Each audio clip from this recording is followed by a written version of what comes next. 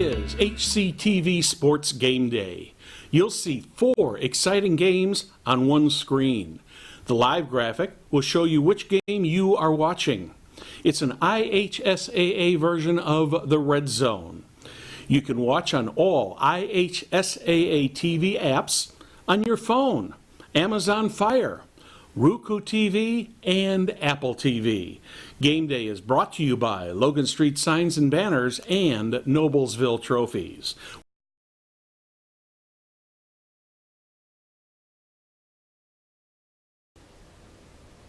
Welcome, I'm Perry Williams. Welcome to Season 2 of HCTV Game Day on Hamilton County TV. Tonight we will be highlighting multi-games from the IHSAA TV, Indiana SRN, student-produced broadcasts from Hamilton Southeastern High School, and our own HCTV Sports. Game 1, HCTV Sports, Cathedral at Noblesville. Game 2 on your screen is from IHSA TV. First game of a doubleheader at Lucas Oil, North Central versus Fishers. We'll join that in progress since it starts at 6 p.m. We will start covering the second game at 8:30, and that's between Columbus North and Avon. Game 3 will be Indiana SRN, and that'll be Southport at Roncalli. Game 4, Hamilton Southeastern, the student broadcast will be Lawrence Central at Hamilton Southeastern. You can watch single game broadcasts at either hctv1.com or ihsaatv.org. Offensive guy was a little aggressive, and I think that's what North Central's saying too.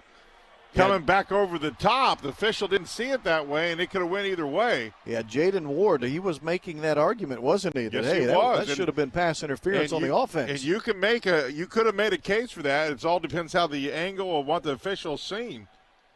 So now you're looking at 3rd and 10.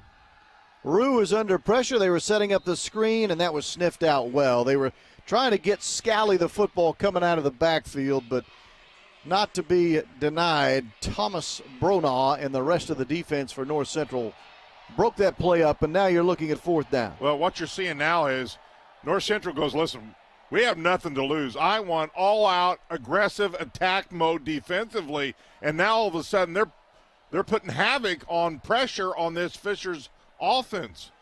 So Jack Phillips on 4th and 10 is going to attempt a 48-yard field goal from the left hash. The kick is on the way, and that kick is good. Woo! Man's got a foot, doesn't he? 48 yards for Jack Phillips. Remember, he missed a field goal earlier in the game, a short one that hit the left upright. This one is true. Fishers adds to the lead. It is 20-0. The Fishers Tigers leading the North Central Panthers. You're watching it on the IHSAA Champions Network, presented by Indiana Farm Bureau Insurance. Touchdown or less, and the state's longest sectional title streak ended at 12 a year ago. So like you just pointed out, Perry, they're used to winning and going past the sectional, past the regional, past the semi-state for that matter.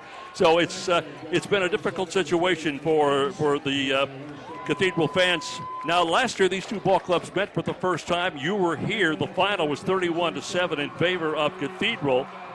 Were the Noblesville Millers ever in that ball game? No. Well, I mean, they played much better the second half, but they dug themselves a hole. They were playing at Lucas Oil, okay, the first time the kids had played there, so it was a little bit different atmosphere. So it'll be interesting what happens here today. Here we go. Here's the opening kickoff. It's a high kickoff taken at the 21-yard line and circling left side with a little bit of running room across the 30 and up to about the 33-yard line. Mario McCullough on the kickoff return for the Irish of Cathedral. So we'll get to see their offense. They set it up now on the 35-yard line. They will bring out Orrin Edwards as their starting quarterback. Edwards last year had a good game against the Noblesville Millers. He was 17 of 22 for 221 yards and a touchdown in that win over Noblesville a year ago. And he ended up with 2,400 yards last year passing. So it's 1st and 10 for the 35-yard line. And on the ground, a gain of maybe a couple of yards. And it'll be 2nd down and 8 yards to go. Looked like number 47, Jacob Ham, on the tackle for the Millers. Headed to the captain, Jeffrey Brown, the senior linebacker. 5 takeaways from the Fishers defense, and this is a touchdown. Well, that's just not a good decision throwing the football. That said, he read that beautifully. Just picks it off. The ball was a little behind the receiver. Just picks it off and walks it in. 26-0. I was just mentioning turnovers had been the story of the first half. I couldn't even finish the sentence. And a takeaway from Jeffrey Brown ends up being a pick 6. The extra point try is blocked. It is blocked, so the play is dead. So it's a 26-0 lead for the Fishers Tigers. Receivers on both sides, hand off of the backfield, circling near side, down the sideline, across the 30, and finally out of bounds right about the 32-yard line. And a good run that time out of the backfield by Hall. You know, the one thing Justin Roden told me this week is he can't let them have big gains on runs. They got to contain. So across the 50 down to the 32. It's about an 18-yard gain that time. Again, out of the shotgun, the inside handoff. No, the fake on the handoff, and the far side pass is caught at the 28-yard line. Inside the 25, down to the 20, inside the 20, and knocked out of bounds at about the 15-yard line. Koskowski was on the catch for Cathedral. Got a holding call. It's going to go against Noblesville, so that will be refused, of course. No, they got holding on Cathedral. Well, the original signal was a hold against the Millers, unless they called it both ways. If it did, that'll negate the run. I'm going to say the penalty occurred. He was open. He had a guy open, but he just did not make a good throw, and because of that, they'll be punting. They're going to punt. Jake Houston and John McCall are back for the Royals to receive this punt.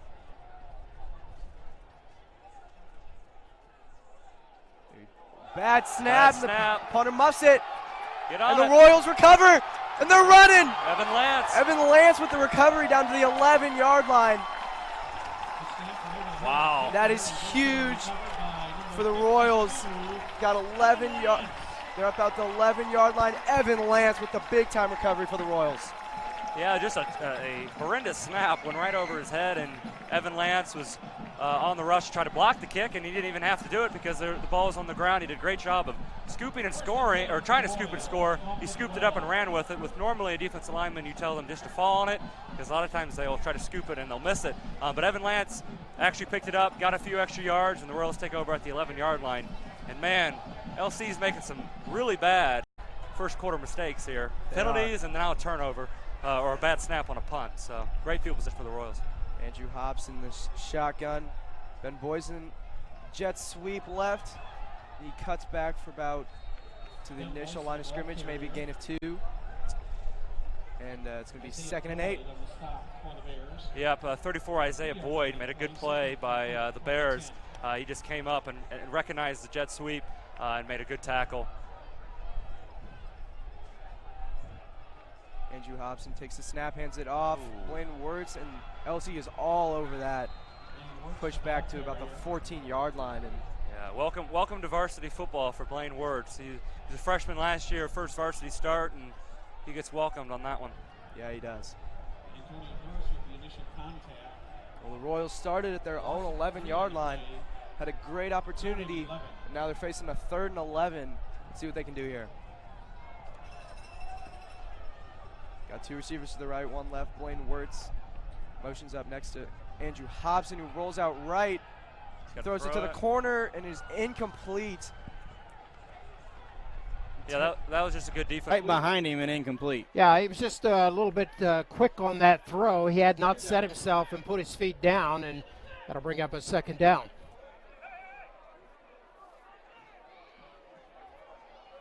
Second and 10 now for Roncalli. We talked about the Roncalli base defense. For Southport, their base defense is a 3-3-5. Goal for Alex Corrales. Get a short kickoff. Let's see if he can redeem himself here.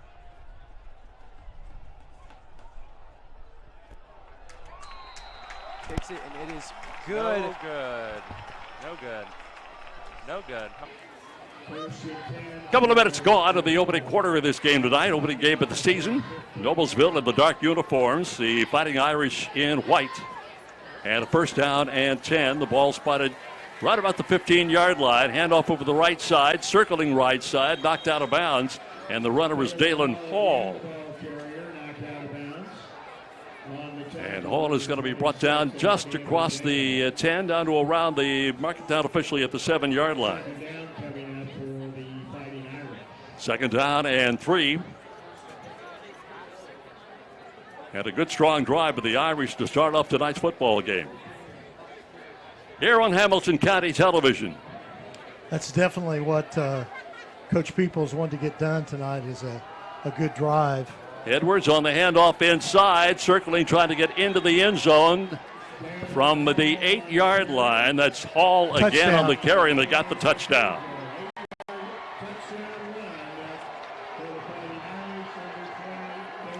So the Cathedral Irish get first blood here in the first quarter with 9:44 left on their first drive.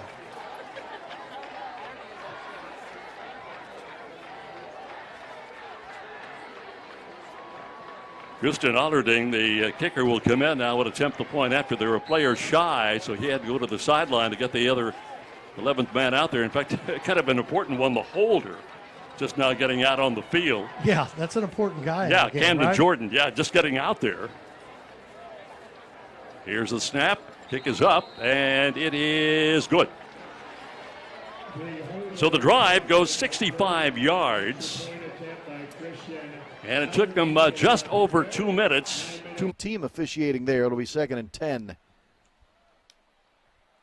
And you see this a lot of times in the bigger schools where Rue comes in and he's a senior, where you get one, maybe. Sometimes if you're lucky, you'll get a junior, but a lot of times these are senior after senior after senior type environments in these bigger schools. Second and 10 for the Tigers.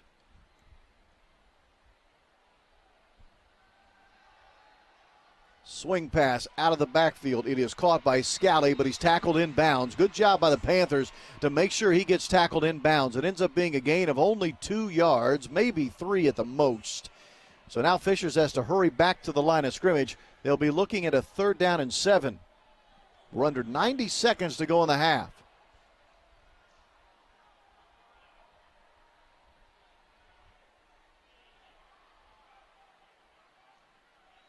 Two receivers to the right, 2 to the left. Rue is looking right. Looks for the post pattern, but overthrew the intended receiver. Look across. You can see it there on the screen. The Southport bleachers almost to capacity over there. And then in front of us, the Roncalli crowd. People still coming in, getting here from work. Lazan's going to keep it in a stiff arm, and he's down the sideline, finally pushed out of bounds inside the 35. A flag came down. He had the entire defensive line fooled on that as he faked the handoff to Gage Nelson and kept it and kept him going. And we'll see what that flag was.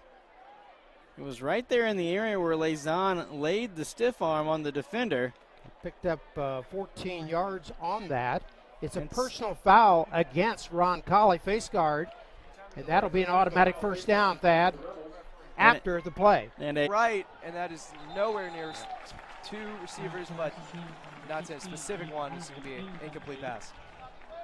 Yeah, the Rows are playing a deep zone to not let any. Sure, Rick Wimmer move. I've seen this multiple times, and not to beat a dead horse, but that 2010 team, the state championship team, ran that play more than once to get them to the state. They always kind of rugby style it to make you respect they're thinking about running. And I don't know if that punter gets the green light to make that decision or it's a pre-called play, but that is vintage Rick Wimmer. Phillips is a senior, and he just made a senior type of play right there. The Fishers offense comes right back on the field. Rue to throw, and that is intercepted, I think. Tip the ball drill. got batted around a couple of times, and yes, they do say it's an interception. It is an interception picked off by the guy who's been making plays all night long, number 37, Larry Campbell. He's been making play after play in the secondary, and now he comes up with an INT, the first takeaway of the night for the Panthers. Well, it's the old vintage. Lazan here hands it off to Yates. Yep. Yates for a couple. We'll call it 3. He's inside the 20 to the 17-yard line. Coming up on that stop was Tyson Garrett, the 6-foot sophomore linebacker. Big third down coming now for Southport. Student section livening up here for Ron Colley as we approach the halfway point in our first quarter. First quarter of play here in the 2019 high school football season in Indiana. 3rd and 7. Zahn, he's going to keep it himself. He's inside the 15. They're going to say he gets to the 13. Going to be 4th down and 3 here, and we'll see what the Cardinals elect to do. Well, they do have a talented kicker in Mr. Cockrell. Let's see if they will bring him on the field. It's going to be a 30-yard attempt, and on the hold will be Mitchell Unversaw. Colby Cockrell in to kick it away. His older brother, also a former kicker for the Cardinals. He's now playing soccer at the University of Indianapolis. Penalty. Well, it's going to be a false start against Southport, pushing them back 5 yards. this may have them rethink things, but Cockrell went ahead and booted that away, and he made it. We'll see if he can knock this one through. Score update on the family of networks here on Indiana SRN. Heritage Christian leading Manual early in the first quarter, 7-0. 36-yard attempt here, Thad. Cockrell, does he have enough? And it is short and no good. Oh, was really blitzing on that. He's a defensive back. He plays pretty deep back there, so he was coming hard and shot that gap there. Penalty called against Noblesville, which is going to send him back inside the 35, about the 34-yard line. So they're going the wrong direction. It'll be 2nd down and about 20 plus about 22 yards for the first down.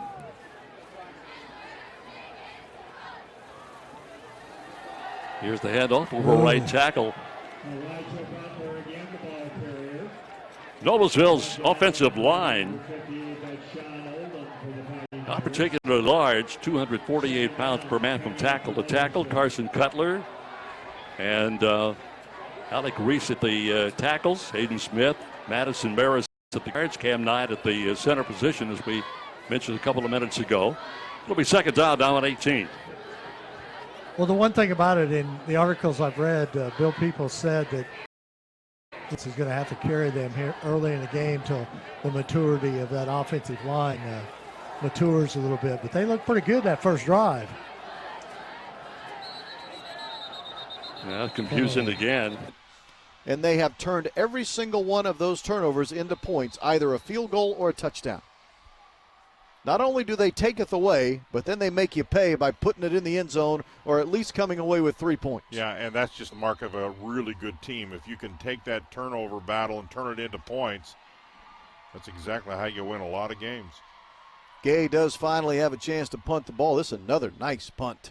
Fielded it around the 11-yard line. That is a fair catch off a beautiful punt. Boland with the fair. By Southport, coming up on the play there was Jamal Johnson from the nose tackle position. Got to him in a hurry there. That's Jamal Johnson, number 49 for Southport, getting that pressure in the face of Leffler, setting up now 3rd and 8. Right here, almost in the center of the field.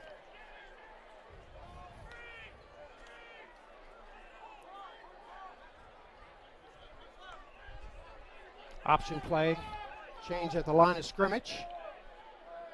Lucas Hoffman in the backfield now for Roncalli. Leffler's going to throw it to his left. Pass is complete. Did he get enough for a first down? It's going to depend on the mark. They're going to say he got to the 49. Ryan Papandrea on that catch.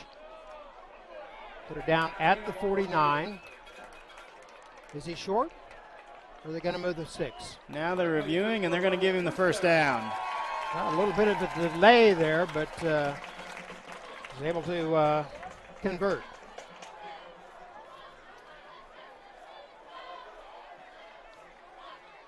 Four wide receivers now for Roncalli.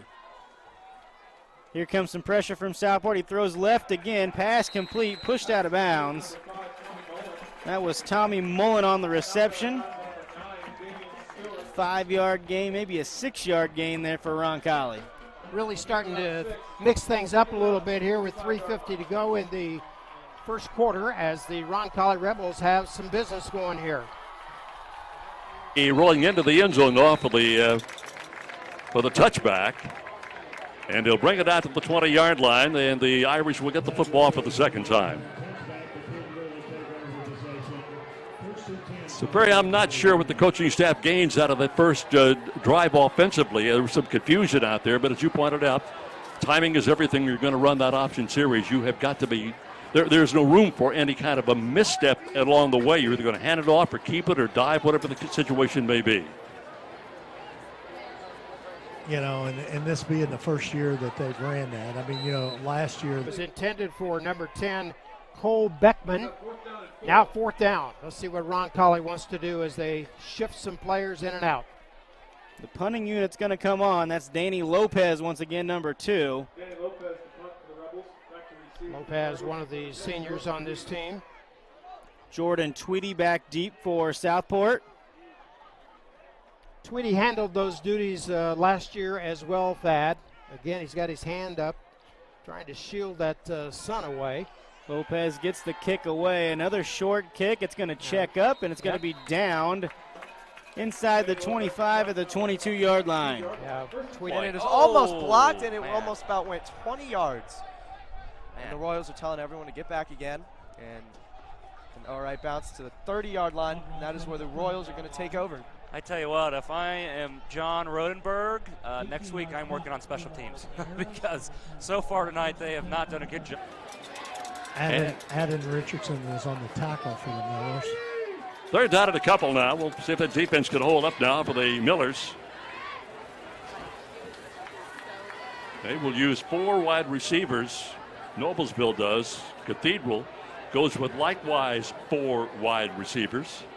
And this time they've got one set far to the upper side of the screen, and likewise they're having difficulty getting underway. Well, you know, Jerry, that was another timing play, and you know, they just didn't time it right. But you see that they're going to that right side with, you know, Tex Elliott, a big D run recruit, and with Mr. Cotton over there on the same side of the ball on that right side. Cotton 6'2", 255, and Tex Elliott 6'5", 280. So.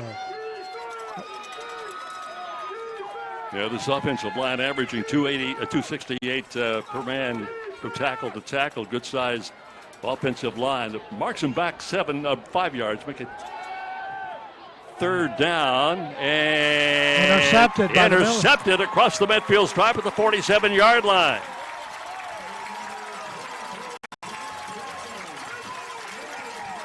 The interception for the Millers.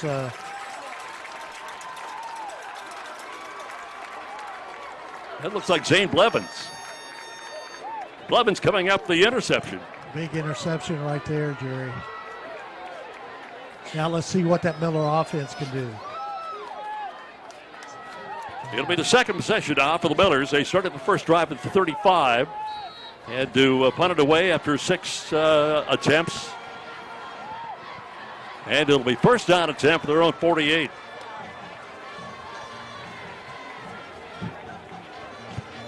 So once again, Savac brings the ball club out. Elijah Butler is listed as the fullback. He'll do most of the blocking. Rarely will get the football. They'll run the offense off of Barrett, Blevins, Montarsi, and Williams. Williams at the tight end spot. And back to throw is Zabak, and he's got nowhere to go. I think he's a little short of getting back up to the line of scrimmage there, but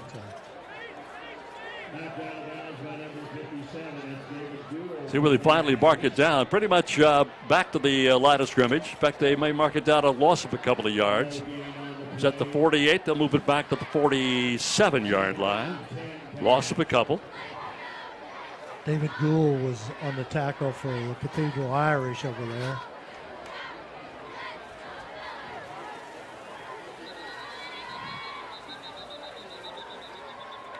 Carson Sanders split clear out to the left side at the very bottom of your screen. I don't know whether we got an equipment malfunction over there with the side marker or what. There's a official timeout. It looks like they're working on, I don't know whether the runner hit the marker over there or what, but they're almost ready to go here. Got it all straightened away. We're good to go. So it's second down now at 11 at the 47-yard line. And again, the man in motion. Here's the quick handoff inside, and there's just nowhere to go. The Cathedral defense goes with 3 down linemen. We mentioned David Gull, Sean Olderman, and Tom Wood. And they'll use 5 different linebackers: Quentin Canyon, Will Goheen, Hudson Miller, Johnny Parker, and Danny Brady. One of those guys, Hudson Miller, was a sophomore, by the way. It's one of the rare sophomores starting for this Irish ball club. So they're pretty much back to the line of scrimmage, which makes it the 47-yard line again, and a third down and 11. Goheen was on the tackle for the Irish. He's going to keep it himself, slides out of one tackle, now a stiff arm, and he's going to get it to about the 30-yard line. I'll mark him down, I think, just inside the 31. Sammy Baugh, number 8, coming up for the stop on that play for the Roncalli Rebels, a really physical player at the 30-yard line. And so there's no confusion here, Steve. That's not the Sammy Baugh that played for the Redskins back in the day. No. Different Sammy Baugh. I don't think Sammy Baugh in those days would have ever come over on the defensive side. 25 seconds to go here in our opening quarter. And I believe that's going to be a false start. Yep. So 2 steps forward, 2 steps back. Now 3rd and 11 will be the down and distance. So both of these teams trying to find some momentum and just get past this first quarter play and settle in.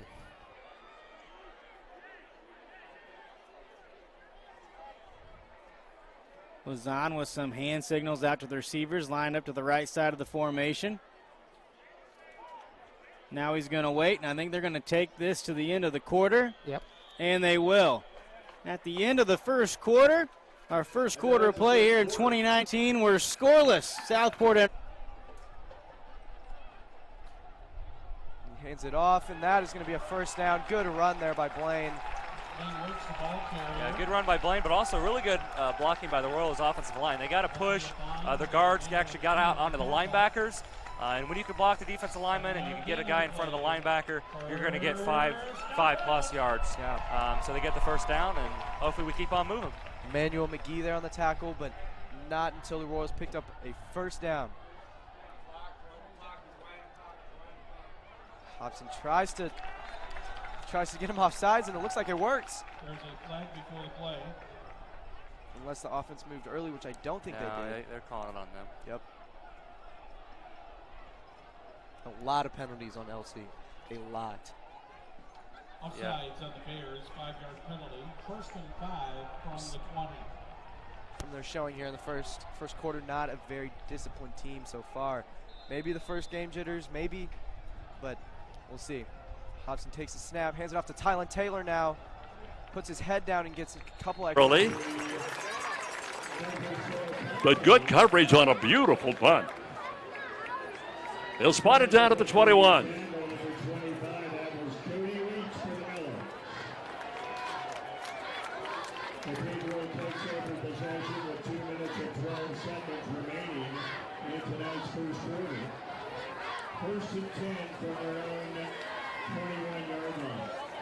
So first and 10 from the 29 here. It did get away, Perry. There was no signal. No, apparently not. Now they've got it straightened away again. Little hustle getting back out onto the field. I wasn't sure what they were doing there. There was no real clear signal, but the ball does go back over to the Cathedral Irish, nice and they get it at pass. the 21-yard line. And on the first play, a pass on the line of scrimmage. We got it out across the 40 down to the 42-yard line, a gain of 21 yards. That was Camden Jordan on the catch for Cathedral on that. Nice pass. Replay there. Thank you, Will. Will's getting pretty good on these replays here, Jerry. We're getting better as the games go along, That's right. too. Yeah. Oh. Ball carry over the right side across the midfield stripe down to the 49-yard line. That should be good enough for yet another first down, as say, depending on the mark. And they will put it down at the 49. Hayden on the run and Cody Lynch on the tackle for the Millers. So it's just shy of the first down. It'll be second down and about the length of a football to go for the first down with the clock winding down. A minute 20 to go in this opening period of play. Irish lead it 7-0 as they scored on the first possession. This is the third time they've had the football. And again, they just kind of run a battering ram over the right side, get it down to the 40-yard line. That's good enough for the first down. And like we said a few minutes ago, right over Cotton and Tex Elliott, so on that right side of the line. Gain of 7. First down. And 10. Inside a minute to go in the opening period. Out of the shotgun again. This is Orrin Edwards at the quarterbacking spot. A pass on the flat on the far side is caught and just barely caught. I mean, that was a close call over there as they went to Seth Mincer. Yeah, Carson Sanders, number 9, about picked that ball off, but it went for a big gain here, so. Yet another first down, and the officials have yet to put the ball down, and it's going to be marked down inside the 30 at about the 28-yard line. So it's a gain of 12. Got about 30 seconds left here in the first quarter. May get one, possibly 2 plays. Open man is caught and into the end zone and good from 28 yards out.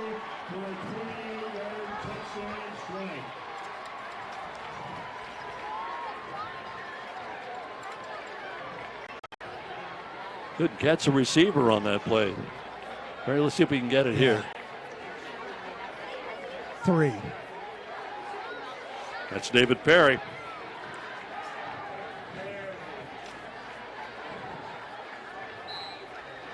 PAT here. 13-0. We're still in the first quarter. And the point after. No good. The senior, Eddie Schott, will be very proud of that play, I'm sure. We talked about it in the pregame show. So Eddie Schott, former Southport Cardinal quarterback, is at Ball State for his freshman campaign for the Cardinals. Ryan Lazan finishing his senior year here. He'll be joining Eddie in Muncie. He's going to move back out to wide receiver when he gets there, though. Everybody asks, how do you replace Eddie Schott? Well, you just don't, especially when you're over a 3-year career. He had 78 touchdowns and well over 7,500 yards. So Eddie Schott, just a phenomenal young man, came out with a 4.4 GPA. Ryan Lazan now standing.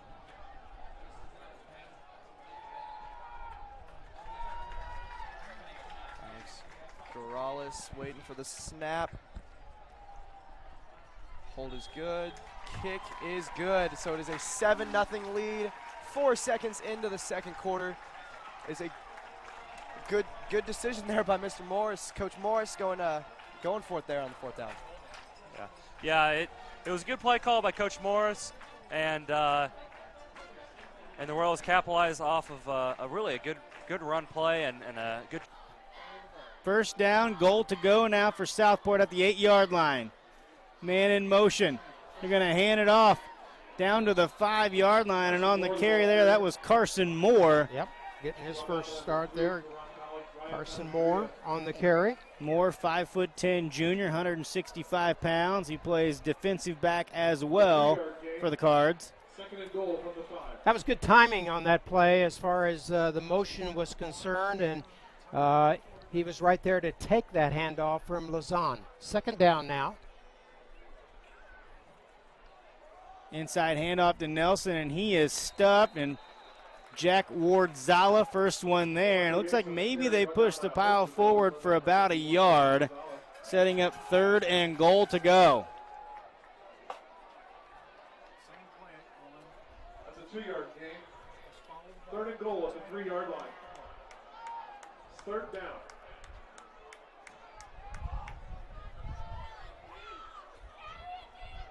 See if they can get LaMarco Yates involved in this play. In motion. Lazan looks to throw it, and it's Munoz in the back of the end zone for a touchdown. As he does a toe tap on the back line there at the 6'5" tight end, Matt Munoz puts the Cardinals on the board with 8:46 remaining here in the first half. Terrific play. Munoz sneaks out from the line of scrimmage and finds himself wide open in the back of the end zone for the touchdown. Cockrell coming on for the extra point. Unversal will hold.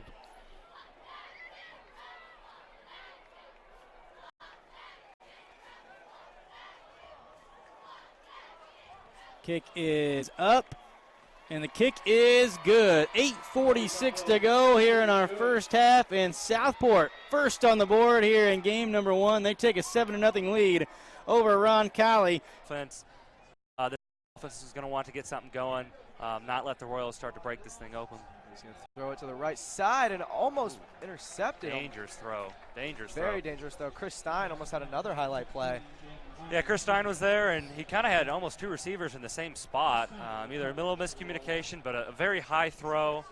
Kind of fortunate for them if it was a little lower. If it was a little bit lower, Chris Stein's taking that back the other way. To the house. Yeah, for his second touchdown of the night. Second touchdown in less than 30 seconds for game time. So takes the snap, hands it off right to the middle for a gain about 2 yards.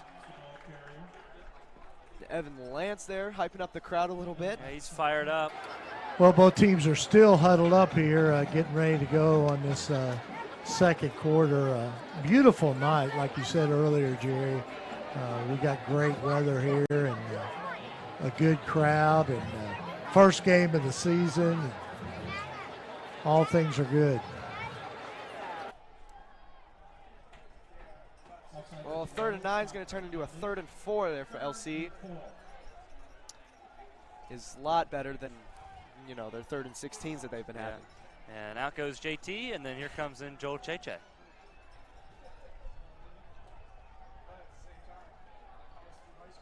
Takes the snap, a little high snap, looks about throws to the right side. He's caught, breaks a tackle up to the 49-yard line there. Number 16, Jaden Harmon there on the catch. Yeah, good route by Harmon, both on the right side. Both receivers had slant routes. Not terrible coverage by Toner, but it was just a really good route. He was open, and then he broke one tackle, and then a good tackle by Seth Smorelli in the open field and not let him gain more yards after the catch. Yeah, we're seeing the Royals play off their receivers a little bit, and those slant routes are going to happen from time to time when you're playing off. Yeah, just trying to prevent the deep bomb. It's going to be a first down and 10 from the 49-yard line. And we're waiting for something here, yeah. Sure talked about it, too. Sure they did. They don't want to get real comfortable right now. Absolutely, great point. You can never take your foot off the gas pedal in these games.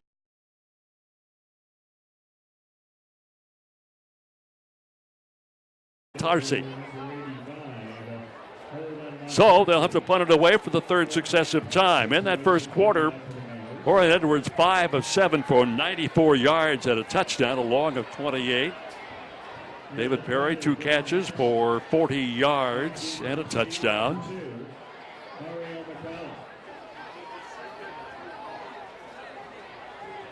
And right now, I'm sure that Justin Roden, head coach at Noblesville, is a little concerned about this offense. I know he was concerned about when I chatted with him prior to the game, but he's not going to be happy with what's transpired.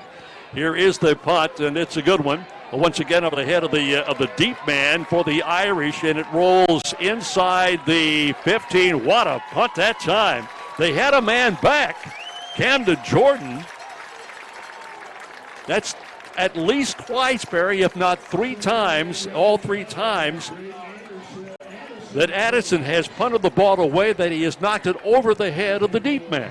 Absolutely. I mean, right now, that's the best part of the Noblesville game. It is. I hate to say that, but it is true.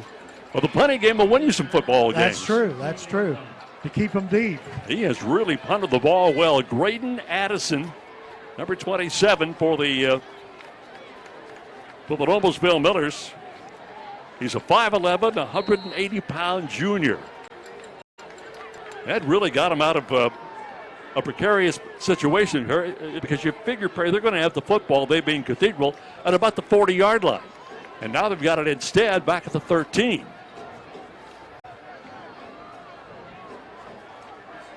Fourth time now that Edwards back to throw. Cathedral's had the football. The catch. Uh-oh.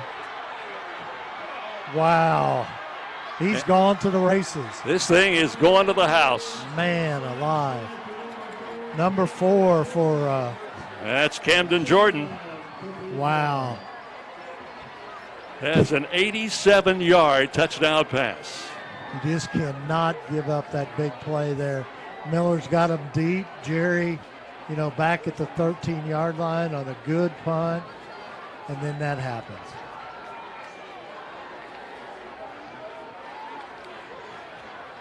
An Edwards to Hall pass. I'm sorry, Edwards to Jordan pass. Now the point after by Allarding. And this time it is good. So 18-0 with 10:48 left to go here in the second. A lot of pressure on the offense. Dabner, the senior QB, the transfer, under some duress, does deliver a pass that he has caught, and an extra effort by David Smith is going to be just shy of a first down. That was great effort by Smith, the junior running back, fighting for the extra yardage, but he comes up a yard shy, and it's going to be a 3-and-out for North Central. It looked like that play might develop, but the linebacker core for Fishers did a pretty good job of staying at home. They don't stay at home. That goes for big yardage. First man to hit him was Brandon Benbow, and then he held on for dear life. Because he's smaller, it's hard for the defensive linebackers to kind of see where he is and where he's going.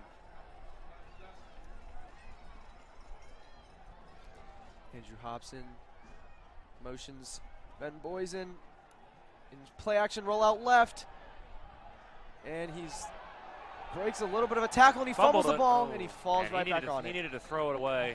He had time to throw it away. He was looking for, and then he pulled it back down. He was looking for Nathan Wolf there out on the flat, but Isaiah Boyd made the tackle there.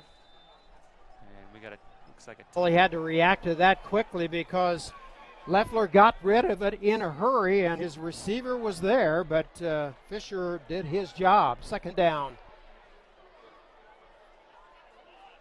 Leffler looking left again, under pressure, scrambles and finally hit and taken down. Able to pick up a yard, but several Cardinals there. It's like Josh Moore coming up for that stop for Southport. Good defensive stand right now for the Cardinals as that brings up a third down, Thad. 3rd and 9. See if they go to the air here. 3 receivers to the short side of the field here to the left. Hubler back in the backfield. 1 receiver out here to the right. That's Ryan Papandrea. He's one-on-one out here, and let's see if that's where Leffler's going to go. And instead, Leffler's going to call a timeout. 6:36 to go here. See how much passing they do. It's not that they won't pass, but I think they'll really emphasize the run here in this series. It is 2nd down and 4. We have played 2 minutes of the second half. Scally will carry the ball again, and he's going nowhere this time. North Central was not fooled on that particular play. A guy who's been making a lot of plays tonight for the North Central Panthers is number 90, Grant Russell. He was helped out in there. A little fade route on the left side. Oh, good defense. Knocked away. Yeah, good defense there. Number 24, Dejon Hare. Intended for DeAndre Rose there. Big, tall receiver going to the corner of the end zone. Just not quite high enough. Not too much separation either. Yeah, it was a little bit underthrown, but Dejon Hare was right there on the coverage, and it would have been a really tight window to try to fit it in there. And he just did a great job of knocking it down, bringing up 3rd down. He's looking same play. The same play. Yep. And almost about intercepted by Dejon Hare. The exact same play, and he is hype. So let's see where they officially put it down. It'll be 5 yards. It'll be. Right, now he double clutches. Now he's going to throw it out to Hubler.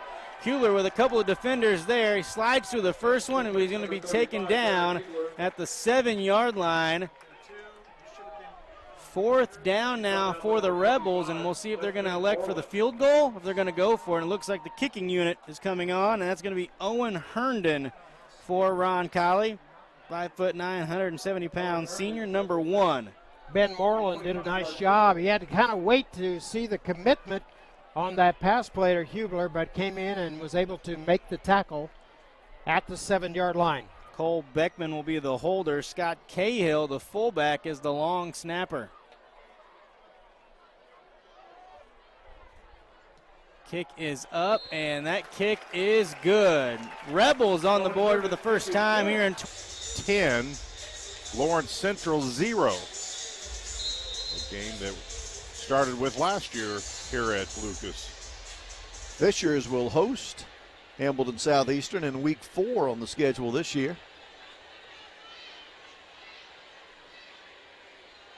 See if North Central can get a little offense going here. They throw the ball out here into the flank to Hamilton, and he got tackled actually a yard behind the line of scrimmage. Wow, what a play coming up from the secondary. Shane Cole, the junior corner. He wears number 3, and he was all over Richard Hamilton just as he caught the ball. So they complete a pass, does North Central, something they've rarely done tonight, but it goes for -1 yards.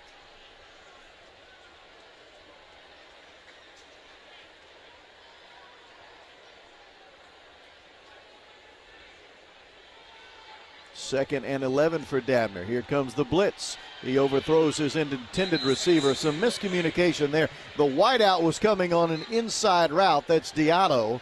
But the ball was thrown up the sideline. It'll be 3rd down. Big game on the south side tonight. Warren Central and Center Grove with 7:45 left in the half. It's Center Grove 7, Warren Central 0.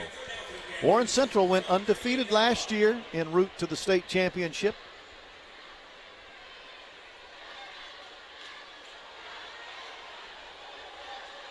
Warren Central beat North Central in the regional last year, 42-32.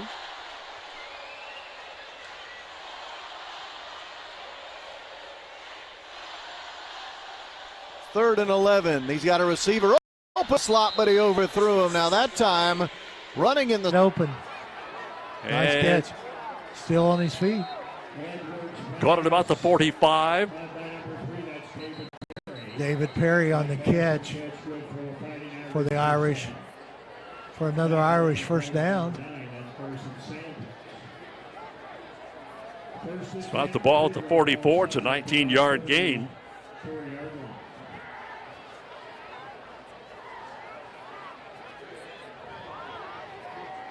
Fourth down for the North Central defense, but the offense cannot do anything with it. They go 3 and out themselves as Gay punts again.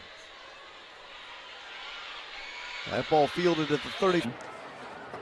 You think a kid like that with those kind of numbers would have more offers than that, but he has one offer so far in the bag from Howard University. This time they'll head it off to the tailback, and he'll go to about the 47 or 48-yard line, a gain of 3 or 4 yards on the ground.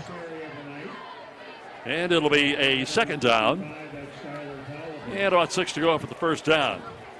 Tolliver on the tackle for the Millers there, and a host of other Noblesville players in on that tackle. One of the reasons they're so good on the ground, Tex Elliott is sitting on that right side of the offensive line, number 79. This young man is something else, boy. He has a scholarship offers from Air Force, Army, Central Michigan, and Navy. And they will get the first down, I believe. Tolliver on the tackle for the Millers. Kirshner Bowl tonight. Yes, sir. Hamilton Heights and Mount Vernon. We're spread out all over the state tonight, Thad. Inside handoff there to Yates. Yates taken down right at the line of scrimmage.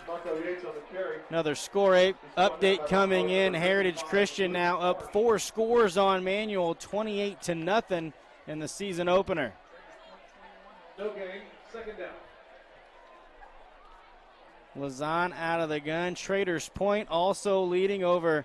And Hall is going to go all the way in from 45 yards out.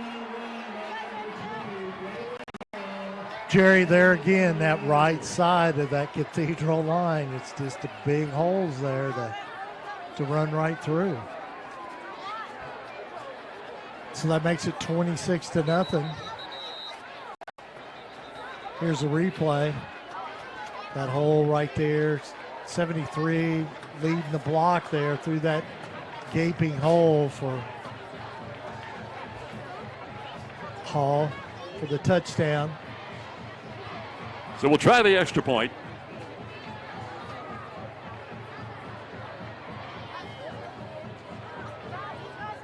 It's like an injured Miller player, but he's getting off on his own. So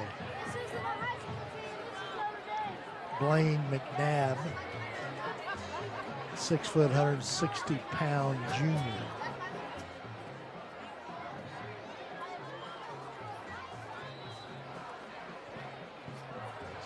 So the kickers and the punters have had a busy night tonight. Here is the point after now by Ullerding.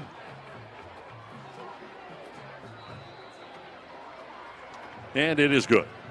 That was a tough PAT there, Jerry. That snap was a little high.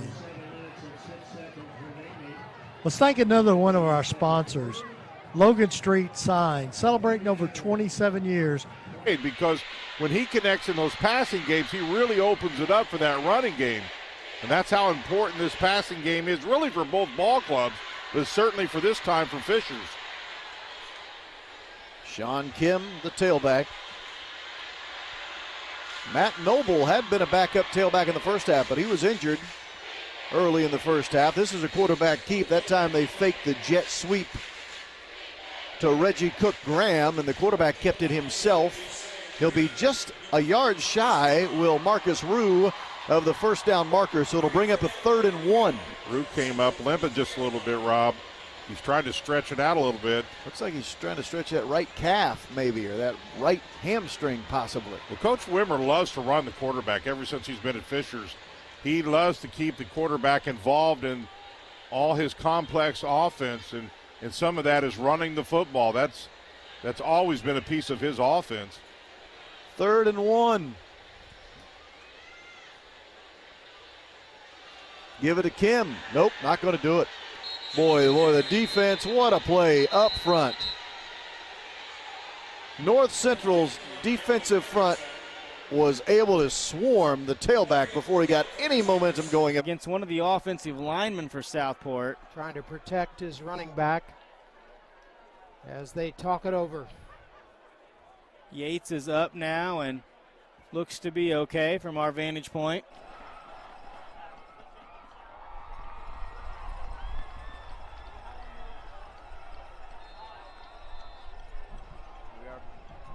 We are back. As Jason Graves is about to take the 1st and 10 snap. Receiver in motion, hands it off to him with the sweep. breaks a tackle. Yeah, Savon Smith overran the running back, allowed for the cutback. He could have very well made the play if he'd have just buzzed his feet and came to bounds. Instead, he was out of control, and the running back. Well, our friend Rick, he always tells you about the band you introduced at the Coliseum. The Beatles. Oh yeah. Well, there's just nowhere to go. No. I mean, that defensive line that Cathedral is throwing up there right now was just impenetrable at this particular point in time. As I mentioned, they have one sophomore on that line, and 4 seniors. The rest are juniors in that unit, and they're just what they're. Tells you what defense tells you what defense the defense is playing, whether it's man or zone, and whether they go with the receiver or not. He's going to pull away, and he's going to pitch it. Yeah, a triple option, and it is going to be touchdown. Enough. Oh, yeah, touchdown. Enough. Called a touchdown. Yep. Enough for a score. Yeah, that was a good play. What he did was he read the option, didn't hand it off to the first running back, and then he took the ball, had another running back with him, and then right as soon as someone was about to tackle him, pitched it off. And well-executed triple option. And number 29, Trayvon Gilmore with the score, and it's going to be 10-7 pending this extra point. See if you jinxed him. Who knows? Maybe ice the kicker a little bit. Hopefully the snap is good for them. Well, if it's from their side, yeah, they hope the snap is good. This one's not as far as a punt snap, so hopefully they'll be able to not short hop it back there.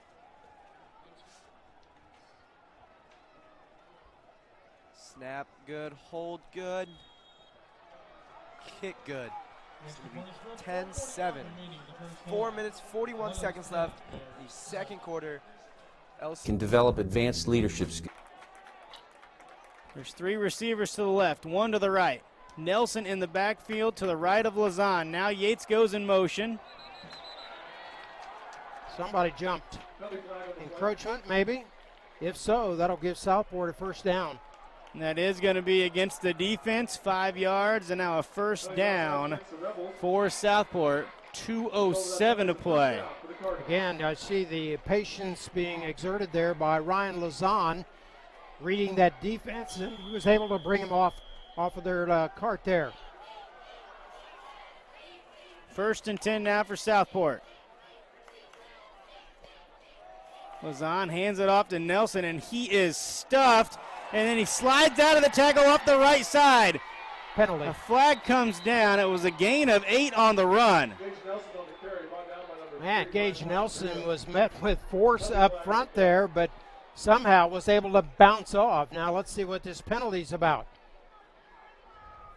He got down to about the 11-yard line on that carry. Good for 8 or 9 yards. But officials will come and let us know. Give to Hall right over that right side. Look out. Finally dragged down, but not before a sizable game. Here we go. Let's look at this again right here.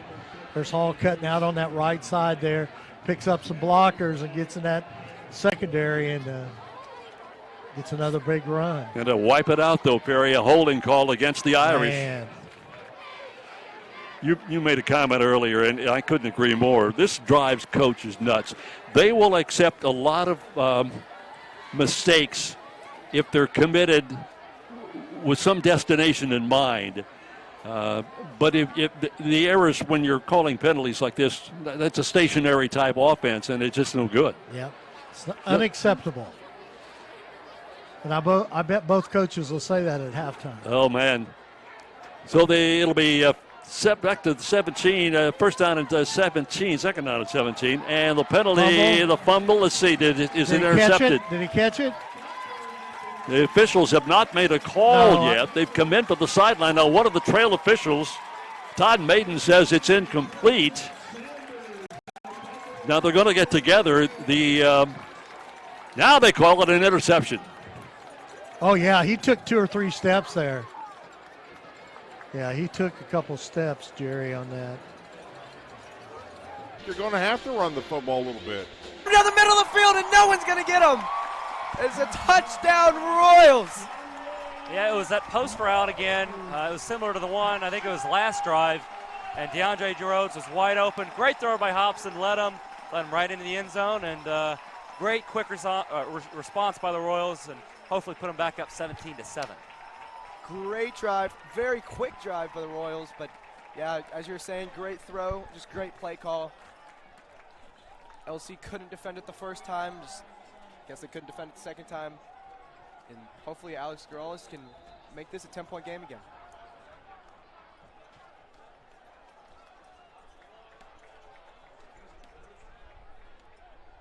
And it is good. So 17-7, a quick response by the Royals. Lazan's going to keep it now. He throws it to Munoz, who sneaks inside the pylon for another touchdown. This combination was working at the very end of last season from Eddie Schott to Matt Munoz. And they've done it again here with 34 seconds remaining on an 8-yard touchdown pass from Ryan Lazan. 34 seconds to play, and Lazan to Munoz once again, this time from 8 yards out, giving the Cardinals a 13-3 lead with Cockrell in for the point after attempt. Kicks up. Kick is good, and Cockrell by the Cathedral. No, they're just all over you, Perry. There's just nowhere to go. Now you're forced into a Zabak passing situation with no one. But they got it, whether they like it or not right now. Oh, no. Zabak with nowhere to go is going to be brought down behind the line of scrimmage again for another loss. This will be outside the 30 at about the, well, they may spot it down right at the 30-yard line. So Hudson Miller just shot that gap. Penalty, though. another one.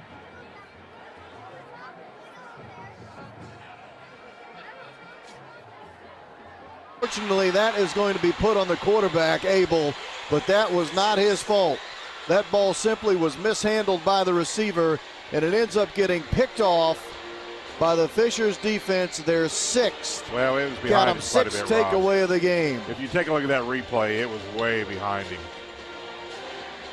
Take a look. So he has to turn almost all the way around to get that. The intercepting player was Billy Ryder, 5'11" linebacker, who's got an interception to his credit tonight. Wow. Another turnover for North Central. That's a bunch. Hard to overcome that many. 6 turnovers in the game. Deep back, Scally, running room for a moment, but that was quickly closed down, and I mean quickly, by Vontrell Williams, number 41 of the Panthers. You know, the thing I like about him as a running back is his first step. He is just off the ball. Hands it off to the middle, a little cutback to the left. Good gain there before the Royals could get to him. He's going to bring up a 2nd and 2. Good first play there for the Bears. Yeah, there was another option for Graves. He could either hand the ball off or take it himself, and JT Munchner was right there if Graves didn't hand off the ball. So he handed it off and picked up some good Pressure yardage. there. Evan Lance with the tackle. That is a sack. Although he doesn't push him back very far, it is a sack. Evan Lance. Yeah, it was behind the line of scrimmage, so it is a sack. Really no gain either way, so brings up about a 3rd and 3, and a very important one for the Bears.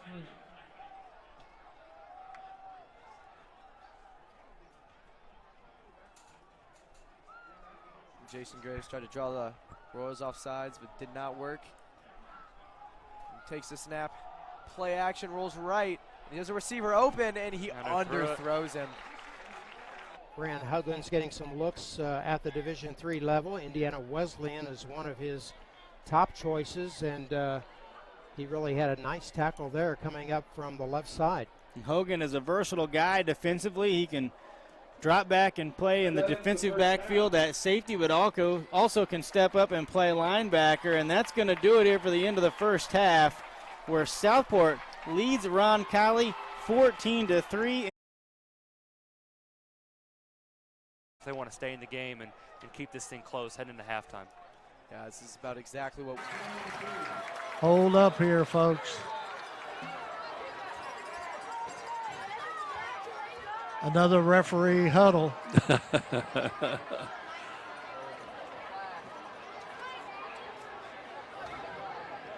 It looks like it's going to be holding against the Millers. Against the Millers again. Can we see that again, Will? Is that possible? See if we can see the whole.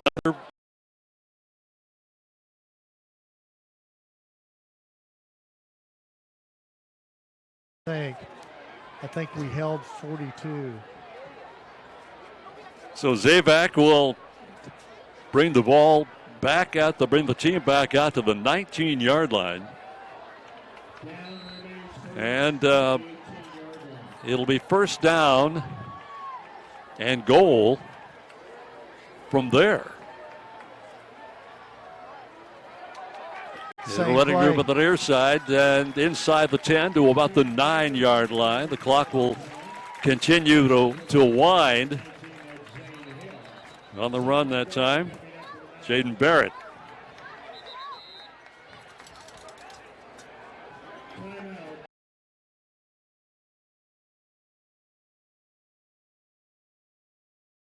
Nine, just under 2.5 minutes to go here in the second quarter of this ball game. 27-0 the Irish right now. How about thanking another sponsor here? Noblesville Trophies offers a large range of products. Top 10 should be a good one. North Central came into this game ranked 7th in the state. They're trailing Fishers 26-0 as we begin the fourth quarter. And the first play of the fourth quarter is a pass out to the right flank that could not have been defended any more perfectly. That is Theron Johnson making the tackle just as the ball was arriving to the wide receiver Boland, and that's a loss of a yard. That was a beautiful play because he's got a Fisher's blocker all over him, and he's able to get rid of it about the right time he needs to make the tackle. You called it very well, Rob. That's a beautiful defensive play. 33 tackles last year for Johnson. He's only a junior. 2nd and 11 now.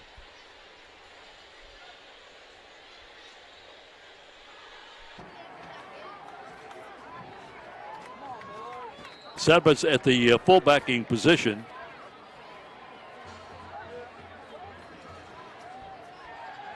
Rolling out near side, trying to find an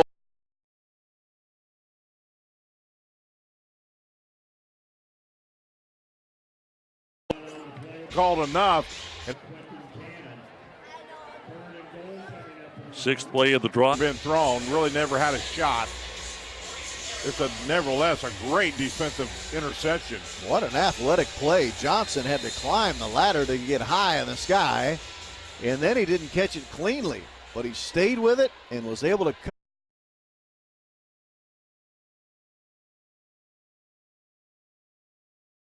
field there, Jerry.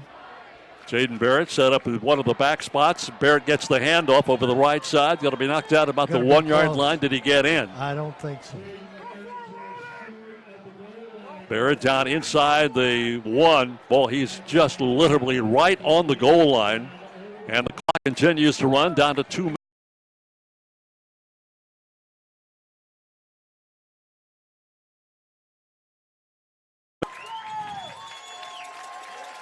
Let's see if they can do it here.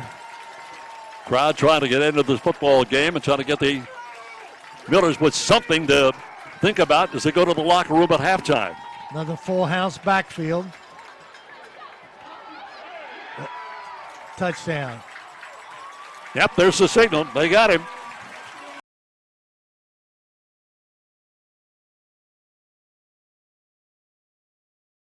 Gary.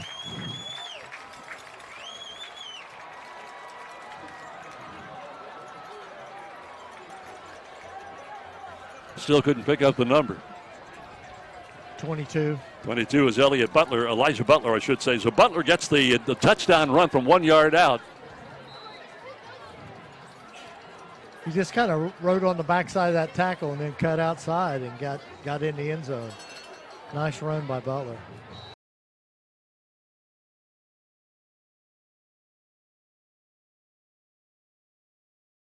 Well, I know the Millers are down 27-7, but that's a big score right there, Jerry. If nothing else, it gives the coaching staff something to talk about positively at halftime. Absolutely.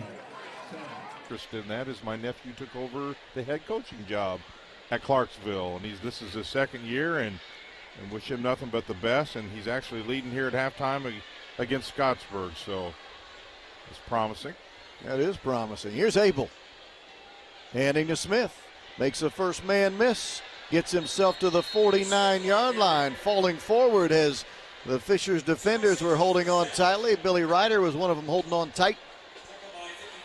It is another first down run. I tell you what, North Central has found something in the running game here in the second half. The problem, it looks to be a little too late. Yeah, and I've said this. I'm sorry, I'm going to say it again. I was shocked in the first half because they got a big front line. They got some horses for running back. I know they felt like they could throw the ball better than they have. And it kind of got them once they got behind, then it just kind of snowballed. But I think they got to run the football, and they can run the football. Abel on a pass to the left flank, and that ball is incomplete. Actually, it was thrown behind the receiver. The receiver didn't look back quickly enough.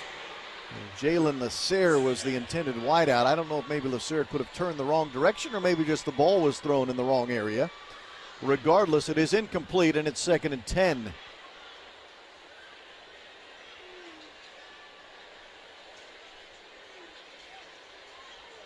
Opening night, high school football, a Friday night in the great state of Indiana. Can you believe it, fans? Oh, I couldn't wait. Football is finally here again. David Smith gets hit right at the line of scrimmage, and he is pushed backwards by a stingy Fishers defense.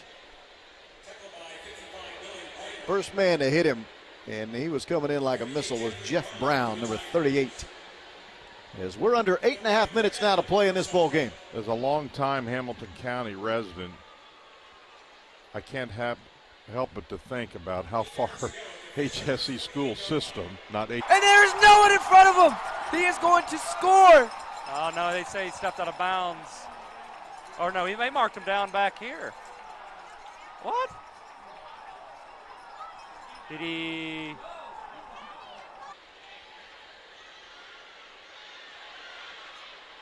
There's a nice comeback, and you know what? And by comeback, literally and figuratively, Richard Hamilton, who we saw leave the game earlier this half with what we thought was maybe an injury, not only is he back on the field, but he's back making plays. A tough catch by Hamilton in traffic. That was a beautiful throw and a better catch.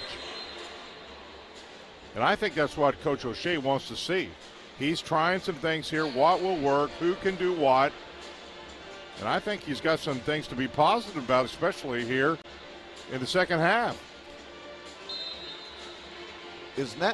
Following your last comment about HSE and the school system, would now be a good time to remind fans, I remember when Hamilton Southeastern was considered a small school. Well, they were. in the 70s, when I went to school, they won the 1A state championship. Right. Dave Enright won it. 1A football. In 1977, they had 83 in their graduating class at HSC. Timeout taken here by North Central. They got a little something cooking on offense. Nice to see that for the Panthers. The ball is at the 35-yard line, 1st and 10. Oh, I beg your pardon. That was not a time. Luke Childers was his only target there on that play. It's going to bring up 2nd and 10.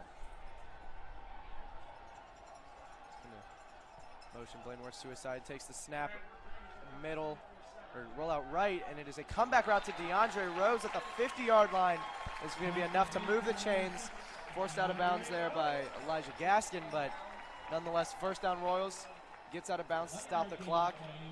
We talked about the difficulty of the Irish program, and one of the reasons why they have to go out of state is they're not in the conference, so there's nobody set up that automatically they have to play against. Edwards back to throw. Nice pass.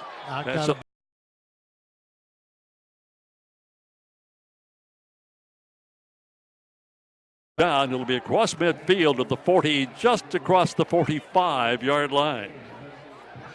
McNabb on the hard hit there, the junior, 6-foot junior, 160 pounds.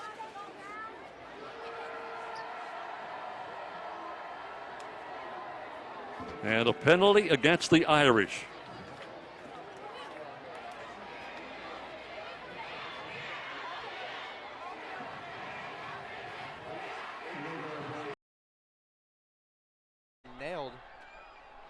9, Devaren Rayner.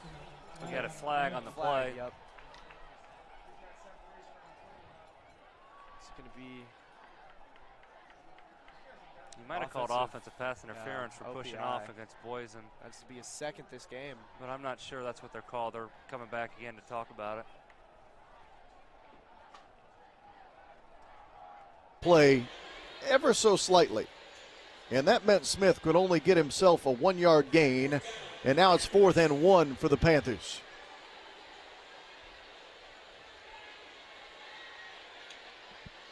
David Smith, who only had 197 rushing yards last year as a junior, but that made him the leading rusher returning this year. And he has been the featured back here tonight, as we expect he will be all season. 4th and 1. And just as they were getting ready to hand the ball to Smith, timeout was called. North Central took a timeout just before the snap of the football with 5:14 to play in the game and a 4th and 1 coming for the Panthers. We'll take a break. 26-0, Fishers leading on the IHSAA Champions Network. That'll take it to halftime. Tackled there by number 42, Jackson Schonlein. Oh, and Blaine Wirtz is hobbling off the field. That is not what you like to see. And roughly 30 yards to go for the first down. And straight up the middle. Had a good block. This is Hall. And Hall may go all the way. He does. He is gone. Ball is on the 28-yard line to start that thing. Another big play. 72.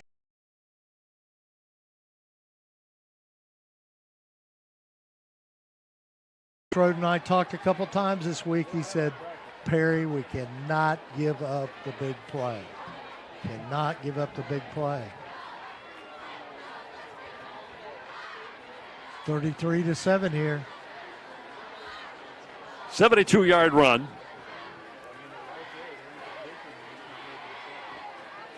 And Allerding in for the point after.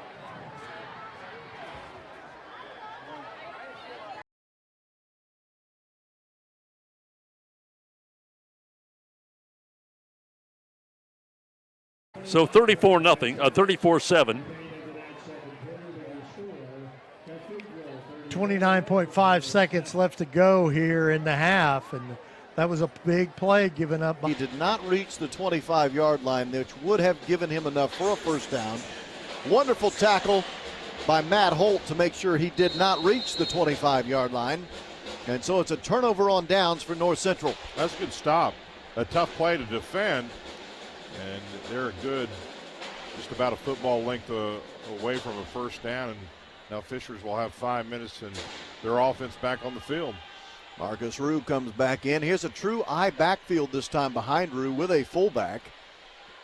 And they're going to keep it on the ground, as you might expect. Fishers just wants to run the clock as quickly and efficiently as possible at this point. Carrying the ball for the Tigers, Sean Kim. I still say this score does not indicate how well the defense for North Central has played. They have played very well and even better here in the second half. I think Coach Wimmer's not going to be super excited that really this offense, who was pretty productive in the first, really hasn't had that many yards here in the second half. Yeah, the North Central defense, if you're just joining us, put in some really precarious situations in the first half because of turnovers. As Kim tries to run the ball over the left end, and he has no running room whatsoever. Quickly closing the gap, number 40, Micah Green.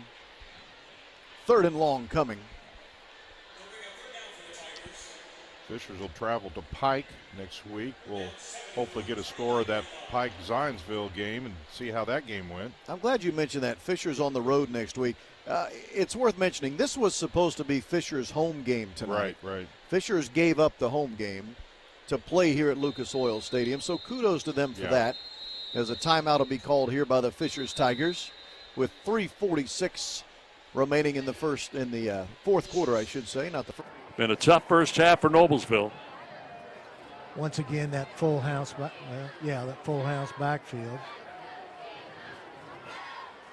And again, we reiterate they've installed the option series, and it's all based on timing, and this time it's just straight up the middle that I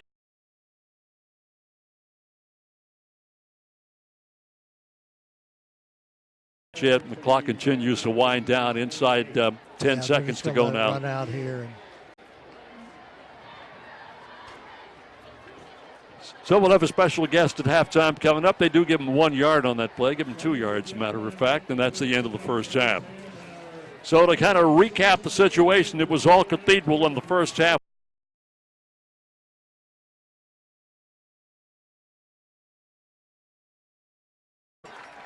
Dalen Hall in from 8 yards out. On the second possession, Cathedral had the pass intercepted. One of the highlights defensively for the Noblesville Millers. The next 3 times Cathedral had the football, they scored. They went 79 yards. Panthers.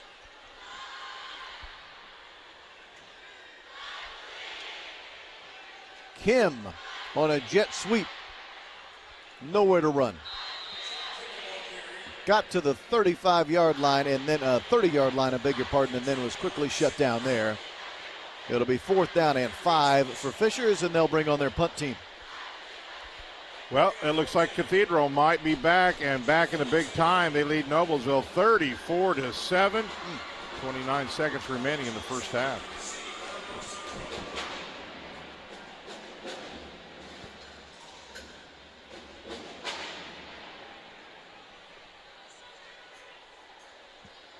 Phillips on to do the punting again here. And a fair catch is called for, and the fair catch is made at the 38-yard line. Catching that ball on the fly, Theron Johnson, who had an interception earlier this half. 3 minutes exactly to play in this game, but don't forget, we still have another game to come your way. Approximately 30 minutes after this game goes final, we will have game number 2 of our doubleheader tonight here at Lucas Oil Stadium. Columbus North, the Bulldogs taking on the Avon Orioles. A big matchup there in 6A football. Yeah, that's going to be a good one. That game comes your way right here later on this evening on IHSAATV.org. Pop pass, caught. Beautiful throw. This time Abel was right on the money, delivering the pass perfectly in stride to Jaden Martin, who takes the ball into Fisher's territory. Well, Martin's a good target. You see here on the replay, that's a big target, and that's what you like. I got to think you got to find him a little more often, Rob. I really do. He's a big-sized guy, got good hands. 6'6", 215 pounds. Able to pass. And a little comeback route thrown right on the money again. This time the reception is made by Pipkin. And old Mr. Abel is settling in here. It's late in the game, but he is finding his rhythm as Fishers has an injured player down on the field. And I think Fishers has 2 players injured, actually. They sure do. One back at around the 50-yard line and another at about the 34-yard line. Now, I think, and I'm not normally one to speculate on injuries, but both guys look to me like they're stretching out their calves, which tells me something we see always in weeks 1, 2, and 3 of the football season, cramps. Especially when it's been as hot as it has been in practice. Right. It's certainly nice tonight, but I'm not trying to make light of injuries, but you can tell that, at least from our vantage point, that it's cramping mode time here late in the game. But I can tell you, if you've ever played football and if you've ever had one of those, it feels 100 times worse than it truly actually is, because it is not comfortable. Colin Shelton, number 9 for Fishers, one of their captains, is walking off under his own power. That's good news. And I think I'm going to be able to say the same thing here in just a second for Grant Wetzel. Well, while you're looking at him, another quick score from the Hamilton Southeastern Schools system is HSC at halftime, leading the Lawrence Central Bears 17-7, looking to get revenge from that 1-point loss, or actually 1-point win, I should say. I think Southeastern came back and won that, didn't they, by 1 point last year, and they're leading this one once again 17-7 over Lawrence Central. They are continuing to try to stretch out the left calf muscle of Grant Wetzel. That's at least how it looks to us from the binoculars up high here at the top level of Lucas Oil Stadium, and now he is standing up. And that was not Wetzel. That's not 33. I will beg your pardon. That's actually Alex Lemaiche, who had a really solid year for them last year. 34 solo tackles last year for the Tigers. And they do not want to lose him. Good look there at the Columbus North Bulldogs. You saw them there taking a knee in the end zone. They're getting ready to come onto the field and go through their pregame warm-up routine as soon as this one goes final with 2:31 to play in the game. A lot of storylines coming up in that one. Boy, isn't that the truth. Oh, in and out of the hands of the intended receiver. That was out of Western Boone. And before we start our second half here, before Cockrell kicks it away for Southport, we want to thank our new partner here with Indiana SRN, the Indianapolis Star. You can check out every Friday morning all of the games that are going to be on the Indiana SRN network.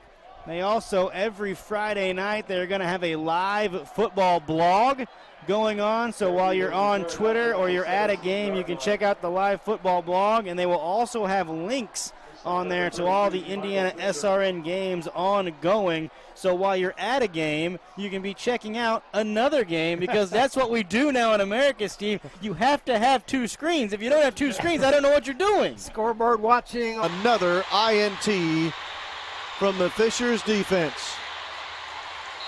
It's getting to the point it's hard for me to count them, but I think that's now 6. It is. 6 interceptions defensively. This one into the hands of Grant Wetzel, and that will most certainly seal the deal here for Fishers.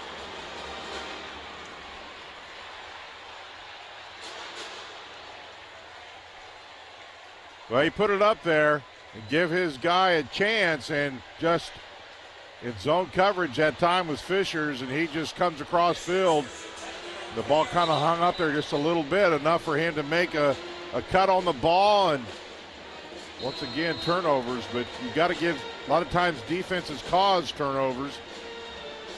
Some of those are forced, some of those are not forced turnovers. Fishers will trot out onto the field, and they will do so with their backup quarterback. This is Lucas Pruitt, who is into the game. Pruitt now quarterbacking for Fishers over these final last couple of snaps. He will turn and hand the football to a backup running back who has now entered into the game as well. This is Josh Thompson. He's a junior.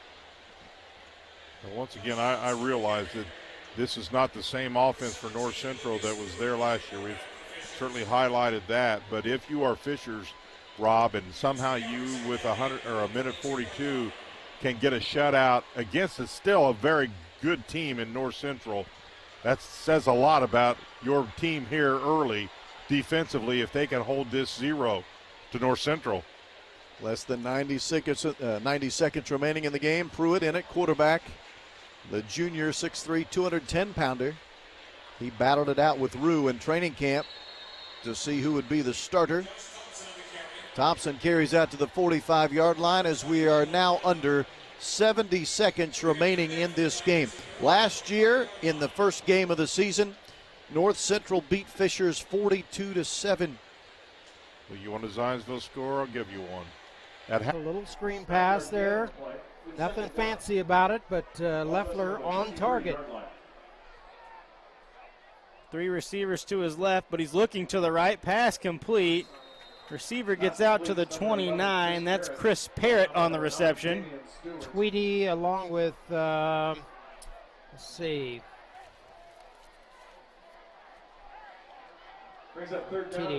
Tweedy led the charge there on that first tackle. 3rd down and 10 now for Ron Colley. Taking their time getting lined up. Going to snap the ball here from the 27. That's Damian Stewart, number 9, here on the left corner. Leffler looking to his left, across the middle, pass intercepted. The pass is intercepted by number 25, Ben Moreland. That ball was picked off by Ben Moreland for Southport, 6'1" senior, 185. Just ducked right underneath the throw from Leffler, and great field position here after the turnover to start the 3rd quarter offensively for Southport. Big break for the Cardinals, and Moreland was right there to look that ball in and pick it up in advance to the 38-yard line. So Southport on the mistake by Ron Colley. in good field position here. Leffler was looking left the entire way, and he was looking for Kyle Lockard on the left side, and Moreland slides in for the interception. Now Lazan, he's taking a chance down the middle of the field. He's wide open, and he's going to stroll in for a touchdown, and that's Carson Moore. 6 more points for the Cardinals. 38 yards on the first play from scrimmage. A perfect call by offensive coordinator Brian Duggar, going deep, and no problem there. Carson Moore in stride, taking it in for the touchdown. Coach Duggar he's kind of taking a page out of the college playbook right there. When you get a turnover and you've got good field position, go ahead and take a shot down the field, and he does, and it results in another touchdown for Southport. Here's Colby Cockrell on for the point after. And Cockrell's point after attempt is up and good. And just a minute and 37 seconds into the third quarter.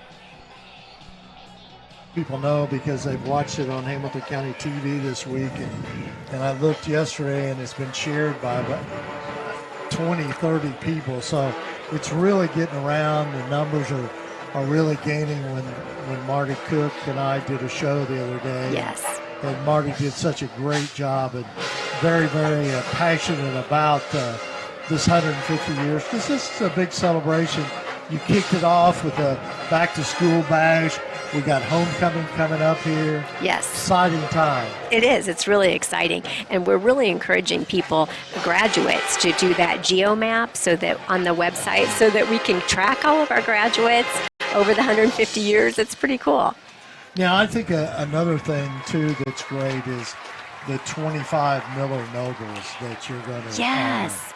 Yeah, applications are coming in, so we really want people to nominate a Noble Miller because there's so many great people who have made valuable contributions to our school district, and we want to be able to honor them in that 25 Noble Millers. So we're really excited about that. Yeah, the one thing, one of the things that you have to remember, though, it has to be a living member for that 25 Yes. Miller Nobles. But it doesn't have to necessarily be a person that graduated from Noblesville High School. It can be a person that contributed. They said it's actually cheaper for them to just get hotel rooms for a couple nights than drive all the way back and renting the bus for a couple of days. Oh, look at the coverage on this play. And a short kick, coverage all over it. Cahill with the reception on the return, and that's where Ron Colley's going to take over at the 34-yard line. Again, we saw the kicking ability of Colby Cockrell. They like to go to the sides, and this time he goes to the right side on that pooch kick. That comes down at around the 30-yard line, and Southport immediately making the tackle. 34-yard line for Ron Colley, 1st and 10.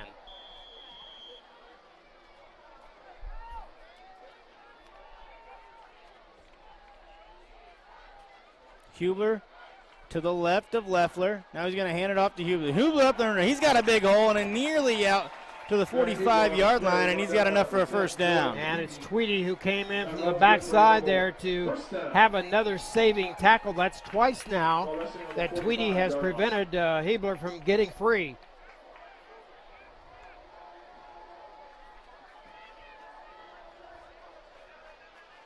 Leffler again out of the gun. Fakes the handoff underneath. Pass complete into Southport territory to the 48, and that pass was caught by Kyle Lockard, sophomore wide receiver for Ron Colley. A late flag came down across the field from us. Flag sitting at the 48-yard line. And it looks like a penalty against Ron Colley. Yeah, I see that perhaps that could have been an illegal block there by the Ron Colley Rebels because they set up a screen, and that's where the holding came in there. So it's going to be a 10-yard penalty, and we'll annihilate that nice play. We'll see where they place the football here. They're going to mark it at the 42. And that'll set up now 1st and 13. All right.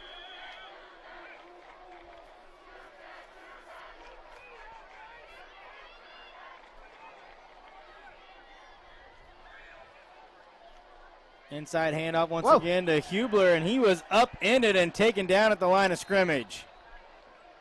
Hubler on the carry. There's for Southport coming up for that stop is A.J. Helton once again, number 93. Cardinals led by number 6. That's Brown Hogan. Wow. No key on that play. Second quarter action elsewhere on Indiana SRN. Heritage Christian with a 49-0 advantage over Manual. If you're from Fishers. Before that, it was 37A, and before that, it was State Road 37. So you're telling me that Logan Street Signs and Banners isn't on Logan Street anymore? It's actually on South 10th. That's Allisonville and Fishers. And before that, it was 37A and 37? So you got that straight? Logan Street Signs and Banners, conveniently not located on Logan Street, but rather South 10th Street in Noblesville. Exactly. Large vanilla shake, yeah. This is a trophy shop, can't you tell? You got a counter right here. Isn't this where you place the orders? We sell trophies, we sell plaques, we do embroidery. No food. You got carry out? Unlike the internet, everything that you need we have here at the shop. Very unique. You order today, carry out tonight. That's our version of carry out. All right, I'll take one of everything. Well, that may take a little longer. We'll have it for you tomorrow night. You know, Jim, I'll be back tomorrow to pick it all up. We'll wait for you. Don't wait long. That was just a tough bounce to handle, and luckily he got on it before an LC player did, or else LC would have had the ball or they recovered it. So good awareness there by DeAndre Rhodes, and they always say usually week one you're sweating when you're up in the press box or even in general out in the stands, but by the end of the season you're freezing cold and it's winter coats. So it'll be a quick transition with the fall. It always is. I would take this weather every single week. Obviously not going to happen, but we better move to San Diego. Yeah. 75 and sunny every day. Hobson takes a snap. A little confusion there. The RPO. Hobson takes it for a loss of 1 yard. Yep, and something to note, Blaine Wirtz got hurt at the end of the first half, hurt his ankle. Tylen Taylor's in there starting right now, and I'm looking at Blaine trying to move around on the sideline. He does not look very good. So it could be Tylen Taylor the rest of the way here. Yeah, it'll be very interesting to watch. Ben Boysen in motion, but hands it off to Tylen Taylor. Gets a good 5-6 yards to create about third and medium, third and manageable. Brought down by number 34, Isaiah Boyd. Seems like we've been calling his name a lot on defense. Got a lot of tackles so far. Misspoke, apologize. It is 3rd and 7. Hobson takes the snap. He's looking right, and it's going to be a comeback route for DeAndre, and he's got it. Brings back to the 25. That is enough for a first down. Great throw. They finally chase him down, but a huge gain there, and that was Kyle Lockard on the reception for the Rebels. I thought Southport was going to have a chance there for deflection, but wow. First and goal from the 3. Hubler bouncing it outside, gets to the 1, reaches out, but did not get to the goal line. Another player down. Officials timeout. Well, this is the first time that Ron Colley has put together a drive, and they started at their own 34-yard line, and they're doing it with Aiden Leffler, the sophomore quarterback. Different look there at the long gain, 49 yards. The pass was actually thrown just slightly behind Lockard, and he made a great adjustment to come back and get that football. Again, pretty good coverage by Southport, sending 2 of the defenders back with him, but he was able to split the scene and come down with it. Spot now at the 1-yard line after the 2-yard pickup by Hebler. Got to feel like they're going to go right back to him on this play, Thad. One of the Cardinals still down on the field getting looked at by the training staff.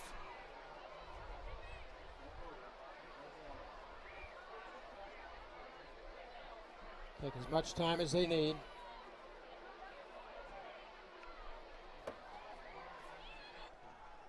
Hobson looking towards the sideline. Relays the play to the O-line. Is waiting the snap. He's going to take it. He looks right. Ben Boysen, good catch. Gets about 5 yards. Number 34 on the tackle. Isaiah Boyd again. Yeah, we're just going to bring up 3rd and 9. And it was a good route by Ben. It was a little stick route and a pretty good throw by Hobson. A little bit high, but Ben was able to go up and catch it and bring it down to a 3rd and 9 here, which is a long 3rd down, but it is one that you can still get. Let's see what they call up here. Hobson takes a snap, looks right. He's forced to run the ball. And good open field tackle there. Number 9, Devin Rayner. Called his name a lot tonight, too. We had a good game. Or on Twitter, make sure you contact us and let us know. From the 1-yard line. Inside handoff to Hebler, and he is into the end zone and a touchdown. Well earned by the Ron Colley Rebels as they get into the end zone for the first time tonight and narrow that deficit down to 21-9. Long way to go in this game, and Ron Colley with a big-time score to cut the deficit down right now to 12. They'll try to make it 11 here with the point after.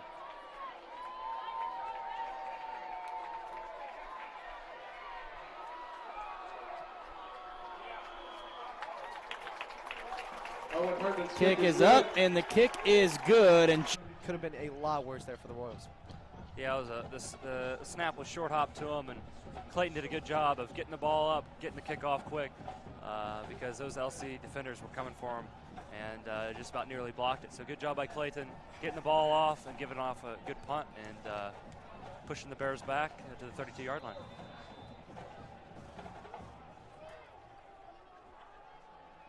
Jason Graves is back, puts a receiver in motion and RPO, and he throws it wide open. Number 7, Elijah Gaskin, a good hit there.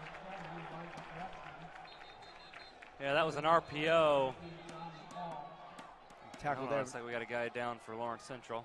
That is the receiver. That's Elijah Gaskin. The tackle by John McCall was a big one, and he is really struggling. Yeah, he's on his back now. That is not good.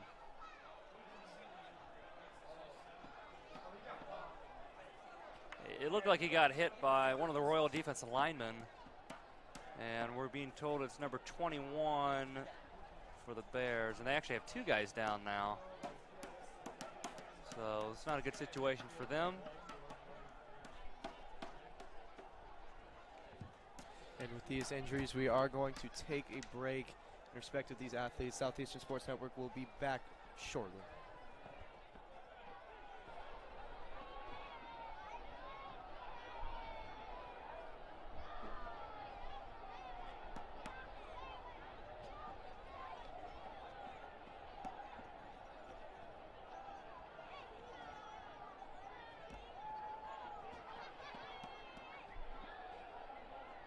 Collected that about the 2-yard line. He did.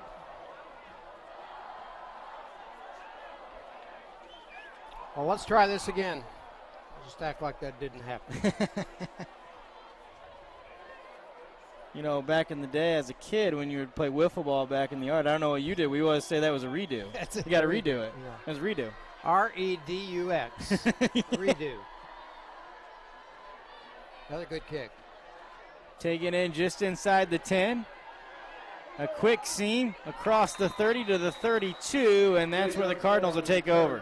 Jay Jones Moore on the return there for the Southport Cardinals. Got good legs, taking it in, and they'll bring it out. Ryan Lazan will handle the duties at quarterback for the Southport Cardinals. A senior, 6'2", 205. And here we go. From their own 31. Lazan will go out of the gun. This time they've got 3 receivers out to the right side of the formation.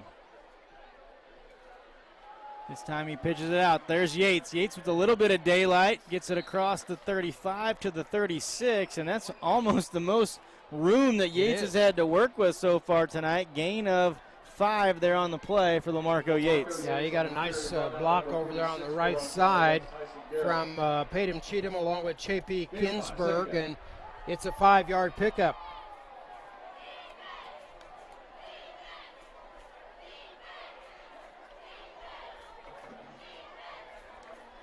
Little change here at the line. Audible called in there from Coach Duggar. Lazan looking to his right. He's got Tweedy out there. Or pardon me, that's Carson Moore on the reception. Going to be short of the first down, but pretty good idea as Carson Moore just kind of stretched his way toward us. And let's see where they put it down. At the 40-yard line for a pickup of just 4 yards. At the 40, and there's a Rebel player on the sideline slow to get up. Training staff coming over. It may have been the collision after the tackle there. It is. 7:18 remaining here in the third quarter. Thank you again for joining us on Indiana SRN. Glad to be back in the saddle, Thad. Yeah, it's good to have the band back together, Amen. too. That's a couple Southsiders here on the south side. doing our thing. Beautiful sky, too. I mean, I don't know if we've talked about it enough, but an absolutely fabulous weather evening for football tonight. Yeah, we started at 75 degrees. Now it's 70. It's going to be a beautiful weekend. Here's Ryan Lazan with a carry and a first down, Southport. Just across the 45, easily enough for a first down. Just kind of hesitates for a moment there and then picks up the acceleration, and it's a first down at the 46-yard line.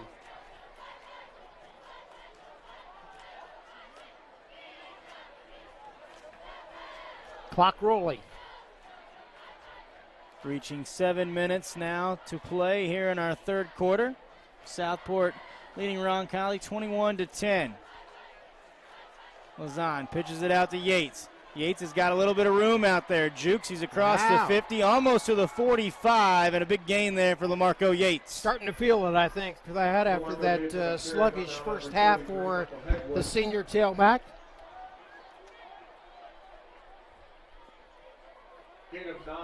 Pickup of 9 yards on that play at the Rebels 45. Solo tackles. He is uncommitted, by the way, as a top 4 list. He's looking at Air Force, Miami of Ohio, Penn, and Yale. So far has not made any announcement. So it's a very quick 3 and out.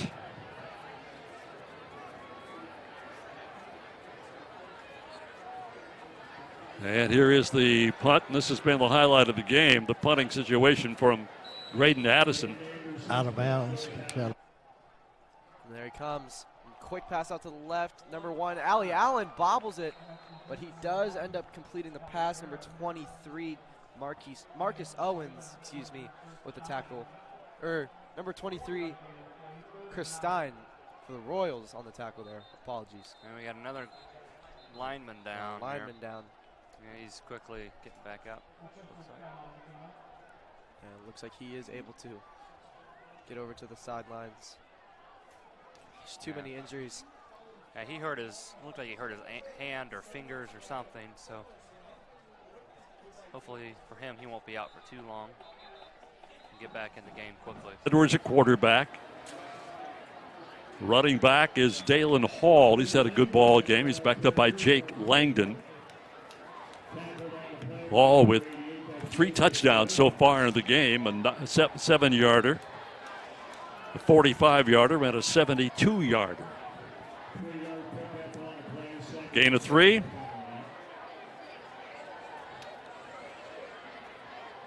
Second down and 7. Back to throw. Got a receiver. And it is incomplete. Tackle's going to finally take Lazan down. Boy. Leading the way there for Roncalli on that hit was 59, Alex Nettles. But Lazan picks up a couple of yards. on the play. Second down and 4 now from the 33. He has Munoz lined up in the slot over here on the left side.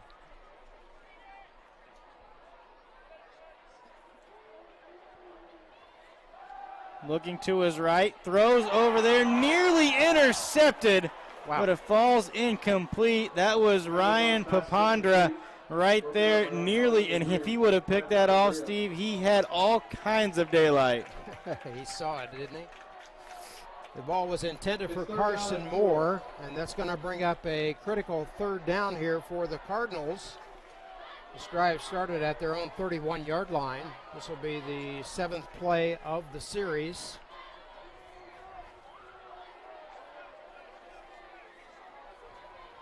Need a play to keep this thing going.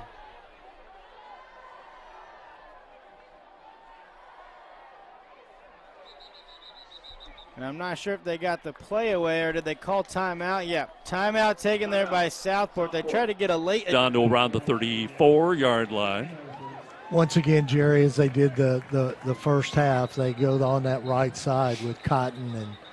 That's where Tex Elliott's located. Tex Elliott is, and you know, those are two outstanding linemen. Yeah, we've talked about Tex Elliott. Keep an eye on him. 79, 6'5", 280.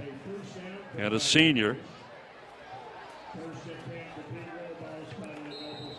Well, they got the first down that time, by the way, so it's first down and 10 now at the 33-yard line. Gain of 10 on that play. Pass out in the flats there.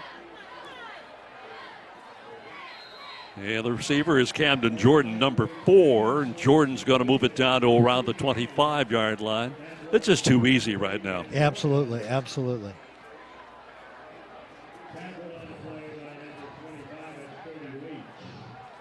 Cody Leach on the tackle for the Millers over there, but still, again, a pickup of 9. So they make it second down and about a half a yard to go for the first down with 7:52 to go now in this third quarter.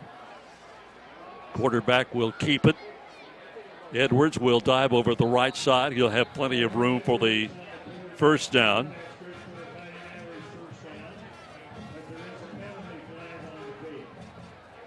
And they will mark it down now inside the 20.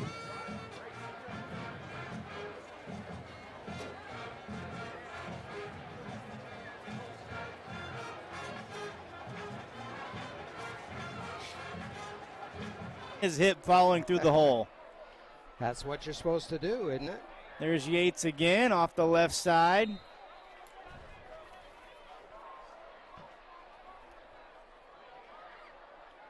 like Tyson Garrett came in there for the tackle for Ron College, just a little short gainer. They'll put it down at the 27. Second down. Reach the 4-minute mark here, the third quarter coming up.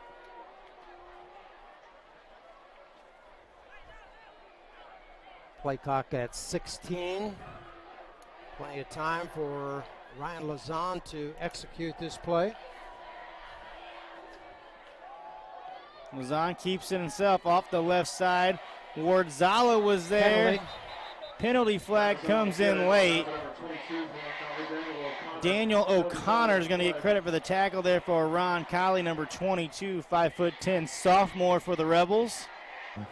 That's in the third quarter with about 5 minutes left. That pass intended for Camden Jordan, by the way, and as I pointed out, he had a wide open run to the end zone with the angle that he was working with. Third down and 7. Back to throw, coming near side, out on the flat, and it is incomplete. Passing. The coverage in the flat and the coverage over the top, right in between on a streak route, and perfect timing, perfect throw by Jason Graves, and they get the score back to 4 points for now and pinning the extra point back to 3. So really good job by Lawrence Central to start off this half. They've stopped the Royals from getting anything done on offense. Now they got their score. They're back within 3 to set themselves up for a good last 6 minutes of the third quarter and then going into the fourth quarter as well. So the Royals are going to have to respond next drive, and Andrew Hobbs is going to have to get something going on offense. Yeah, we were talking about the inaccuracy of Jason Graves there, but put that one right on the money. Yeah, that was a really good throw. Oh, and the got a penalty. Kick is good, but there is a flag, as you were mentioning. Might have hit the running into the kicker. Yeah, there was a lot of pressure there. See what we got.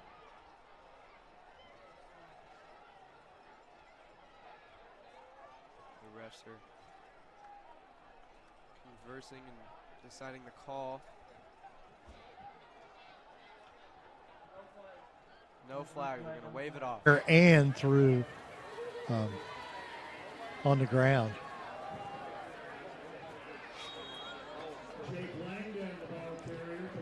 And on that right side, that defensive front of Noblesville has to be wearing down. Oh, they got to be. Yeah. Be. In fact, that's one of the things we were talking about at halftime is the fact that they can't get off the field. They give them about 5 yards that time. It'll be a second down and 5. Clock continues to wind at 6:20 to go in the third quarter of this game. Here's the inside handoff again, inside the 5, down to around the 4, perhaps even closer than that to the end zone. Now Lazan's going to keep it. He's off the left side. Can he get all the way in? And he does. Touchdown, Cardinals. Ryan Lazan, heads up play. Off left tackle, goes in from 10 yards out. Here with 2:33 remaining in the third. And the Cardinals have now scored touchdowns on their left. That big gaping hole there. And Langdon in as the running back, sitting up behind Orrin Edwards now. See if he gets the handoff. Nope, he does get it. Touchdown. Yep, there's the signal. Langdon gets in 2 yards out. Here's this replay here. Cuts out.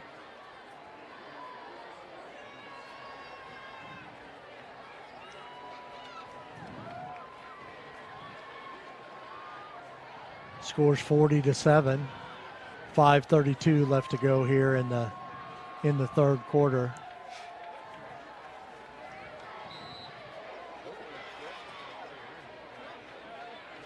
We're going to go for 2.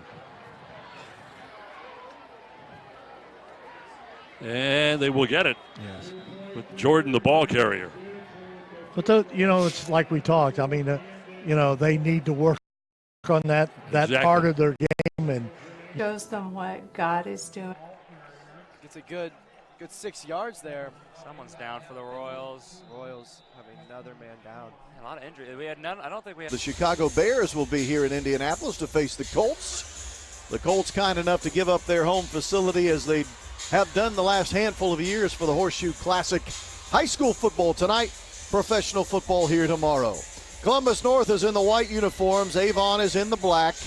Columbus North will be kicking away from their own 40-yard line as we're about ready to get the season started for the Bulldogs. And the Avon Orioles, Carter Ward is the junior place kicker who wears number 13. He'll be kicking off for the Bulldogs. Well, Columbus North, look for them to run the football, or at least attempt to run it. There's an offense that put up 368 average yards per game.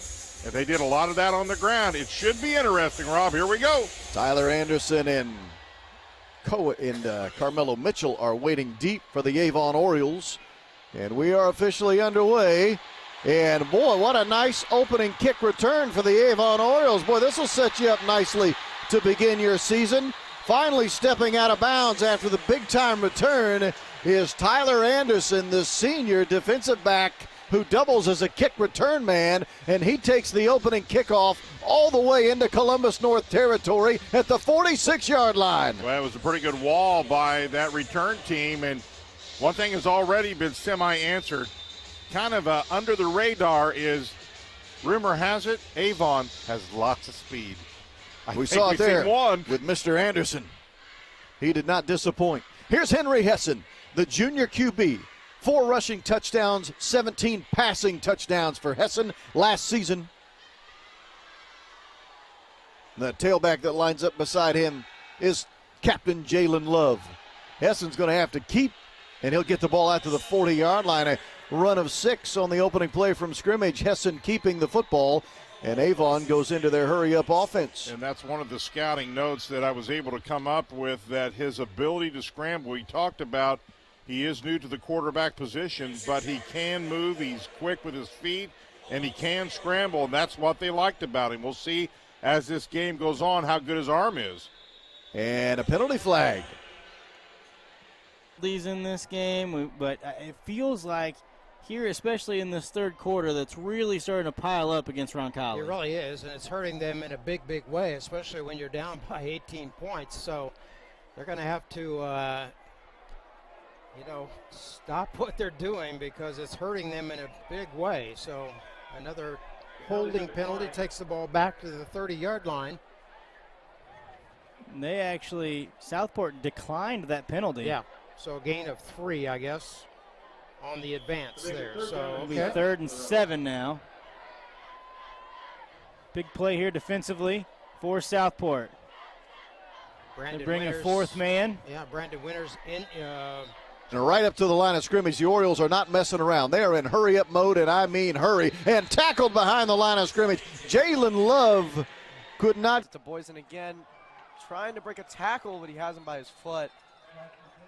Yeah, Boysen's got to do a little bit better job of protecting the ball there. Tackled by guess who? Isaiah Boyd. Yeah, he's had one heck of a game. We've called his name probably at least a dozen times tonight. He's been all over the field for the Bears. Let's see what these Royals can do on a 3rd and 6.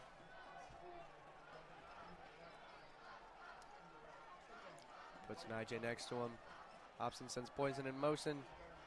Fakes it to nothing Boysen, going there. but Yeah, they brought a blitz, and among the host of LC Bears is Jackson Schonlein, who's there, but nothing going there. Just took too much time in the backfield. Well, they brought a blitz, and we didn't have the greatest play for a blitz like that. The line, about everyone got through, so it really wasn't great execution by the line, but they brought some extra people there. And the punt team is coming out. Clayton Toner, hopefully he can give off another good one and pin them deep and make Lawrence Central go the distance. Hopefully execute some corner coffin, put them deep in their own territory. Good snap this time. And a little bit. Not bad, right about the 20. 17, 18, 19-yard line. So, okay. Says the 25. Wow, that was a generous spotting there. But the refs are down there. We aren't. Yeah, we don't have the greatest angle, and I don't have the greatest eyesight either. So, don't know for sure, but I didn't think it was at the 25-yard line. But what do I know? Is good, and it is 7-0. Just like that, within the blink of an eye, Avon leads Columbus North. Situation like this, in the situation with Noblesville being down, I mean, that coaching staff has really got to continue to work to try to improve. And in the Cathedral case, they got to do some of the things that they need to do that they're going to see down the line. Good point. But they also got to keep everyone healthy.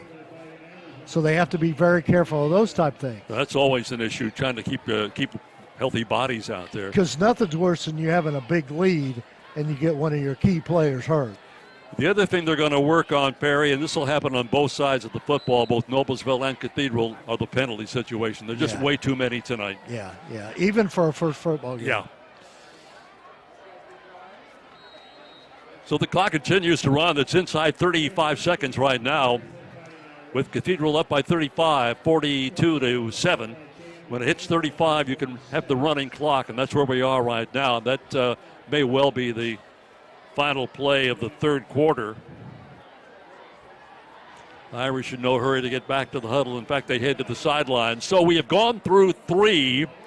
And the Irish, with their second possession of the second half, they've scored on their first possession from 2 yards out with Langdon getting the touchdown, and they lead it by a score of 42-7. Absolutely. Let's thank one of our sponsors. Celebrating over 27 years, Logan Street Signs and Banners specialize in that last-minute signage and banners, serving Noblesville and Hamilton County since 1992. You can contact them at 317-773-7200.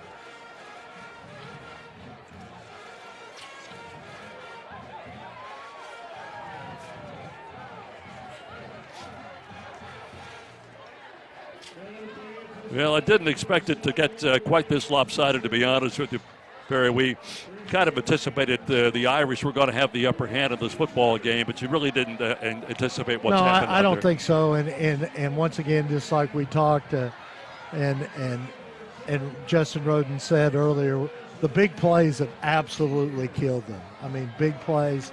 But the one thing about it you can see out there, Noblesville coaches are still coaching their players. Cathedral coaches are coaching their players. The battle up there in Tippecanoe right now, West Lafayette 36, Lafayette Jeff 33. That's always a good one. That's a dog That's fight. what you expected from those two. Oh, yeah. So here we go now in the fourth quarter of this game. And a 42-7 football game right now with the Irish totally in command. Through three quarters, Dalen Hall for the Irish. 9 carries, 184 yards net. Passing, Orrin Edwards is 13 of 18, 256 yards, a couple of touchdowns, one long pass reception of 87 yards. Camden Jordan has caught 3 passes for 117 yards. For Noblesville, their leading rusher is Elijah Butler with a net of 18 yards. Way deep into the offensive playbook and got Avon to bite on it. And those plays are really developed by when you can get some movement running the football. And this is a huge play for the Bulldogs. Huffman caught 28 passes a year ago. This time he catches a pass to put his team down to the 26. Now they're going to hand it to Huffman, who gets to the 23-yard line before he will be stopped there. Tackling was Nathaniel Jones of the Avon Orioles. He wears number 90. 6 foot, 250-pound senior who's a Washington State recruit. We've played 4 minutes of the first quarter. Avon leads 7-0, but Columbus North is threatening.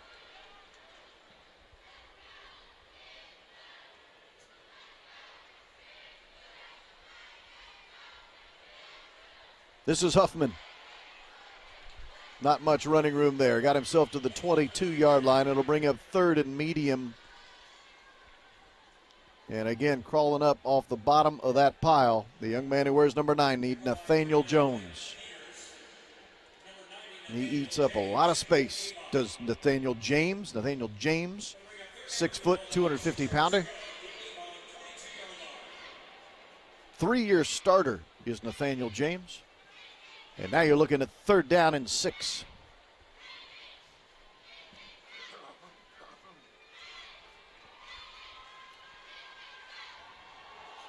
User kept it himself, and the ball is taken away. It was taken away. Oh, my. A fumble recovery that might be going the other direction. Touchdown, Avon. Clayton Peters, the junior backer, with a fumble recovery for a touchdown, but there is a penalty flag resting back at the 45-yard line, so hold everything. Did he just strip that ball away? I didn't really get a good look at it. How it developed, here's a good replay. Oh, he fumbles. It's hard to see that. He just picks it up. And then it was off to the races for the junior Peters. But does his touchdown count? We're about to find out here.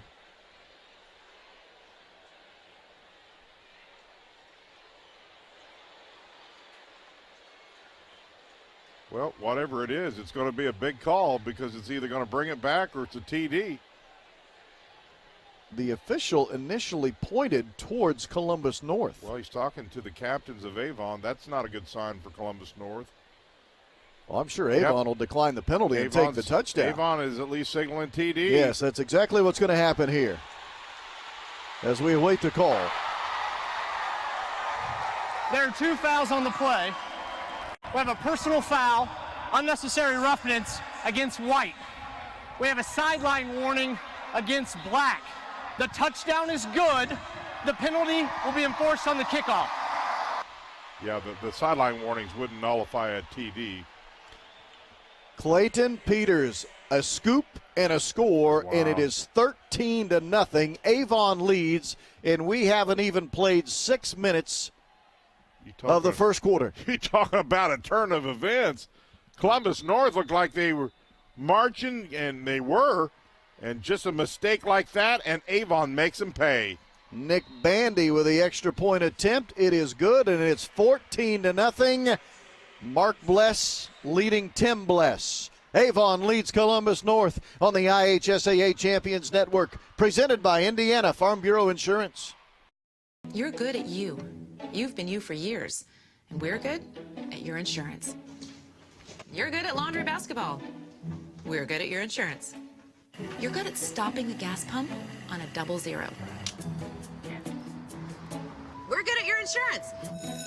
You're good at making funny face sandwiches. Across the 35 and knocked out of bounds just outside the 30-yard line.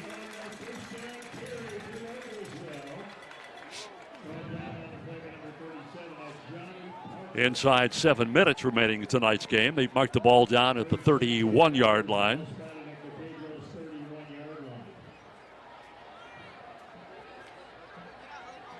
Cam Knight over the ball at center. He's been the guy that's been in there the entire game.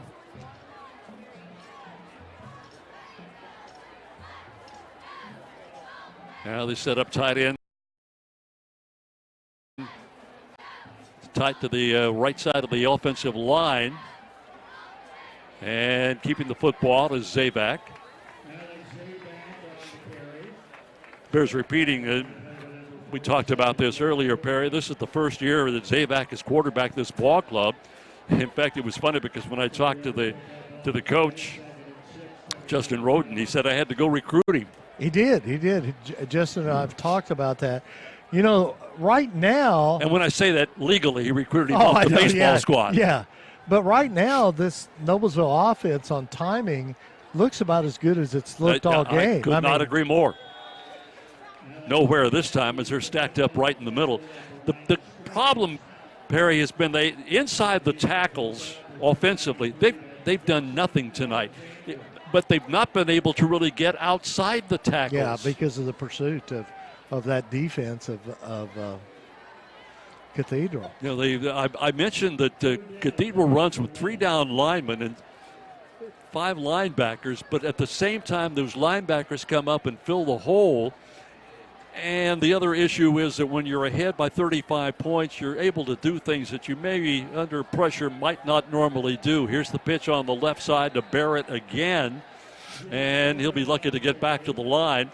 We're heading toward the 5-minute mark here in the fourth quarter. We've been playing for quite some time now with a running clock. Something new this year in high school football in the state of Indiana. Once you're down by 35, they can start the running clock. And that's what we have seen into tonight's game. Now, the Irish have several new players. Make it 3 yards, excuse me, at the 49. 2nd and 7 now.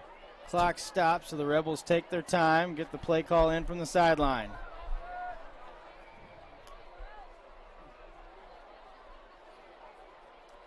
Leffler looking to the left, throws incomplete. Pass intended for Cole Beckman. Beckman is incomplete.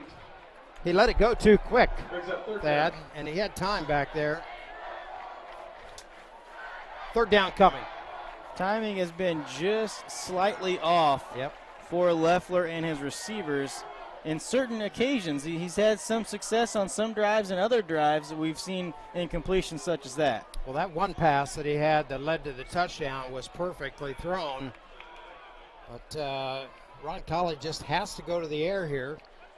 Down by the score of 35-10. Leffler across the middle. That ball was, I believe, tipped at the line of scrimmage and then ended up behind Beckman there. You know, the thing about Mark Bless teams, I've not seen Tim Bless teams very much through the years, but I've seen a lot of Mark Bless teams. They're always so sound, and they're so physical the way they approach the game. If you're going to beat Avon, you have to play a pretty good game because they are just so well coached.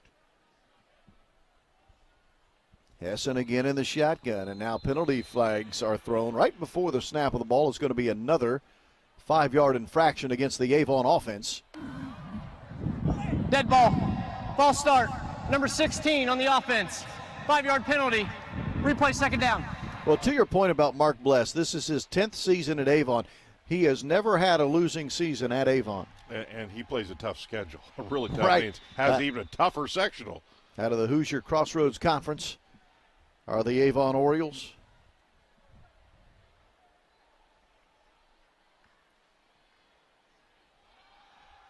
Hessen to throw, looking to the right flank.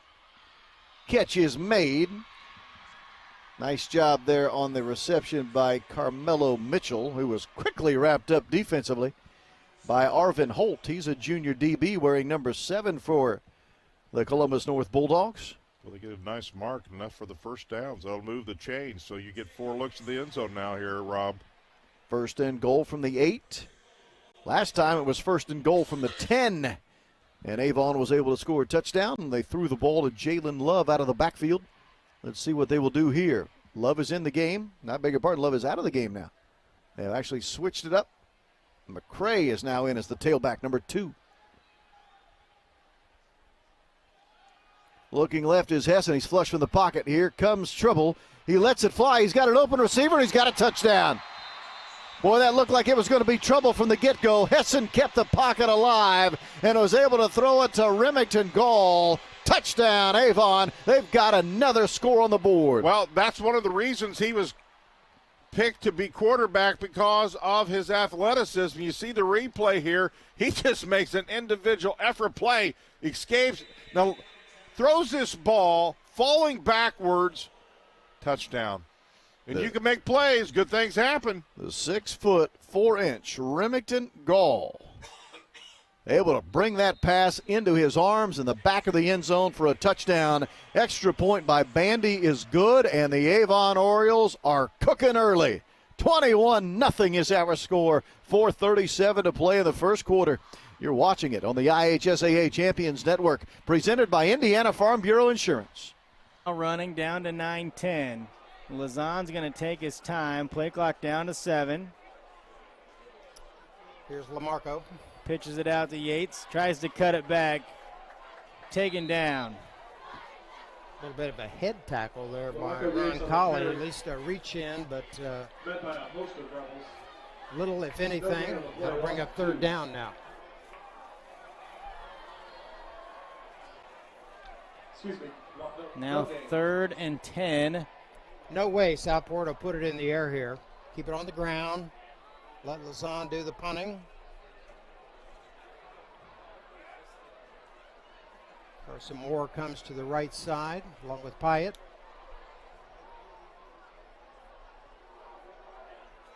And here is an inside handoff. Inside handoff to Yates. Slides through one tackle, Good pushing job. out to the 20. He's going to be short of a first down. A flag came in. But it gave him a little bit of running room there, and that'll help if the Cardinals elect here to punt the ball. The flag came in late, and it looks like they're going to step it off against Ron Colley. I think it's against Ron Colley. I did not see the signal from the official. If it's a personal foul, this is going to be huge. It's another face mask penalty against Ron Colley. That's the 4th personal foul face mask they've had called against them already tonight. So just those 4, 60 yards, in addition to any that's tacked on after the play, Thad. So you got to be up near 100 yards.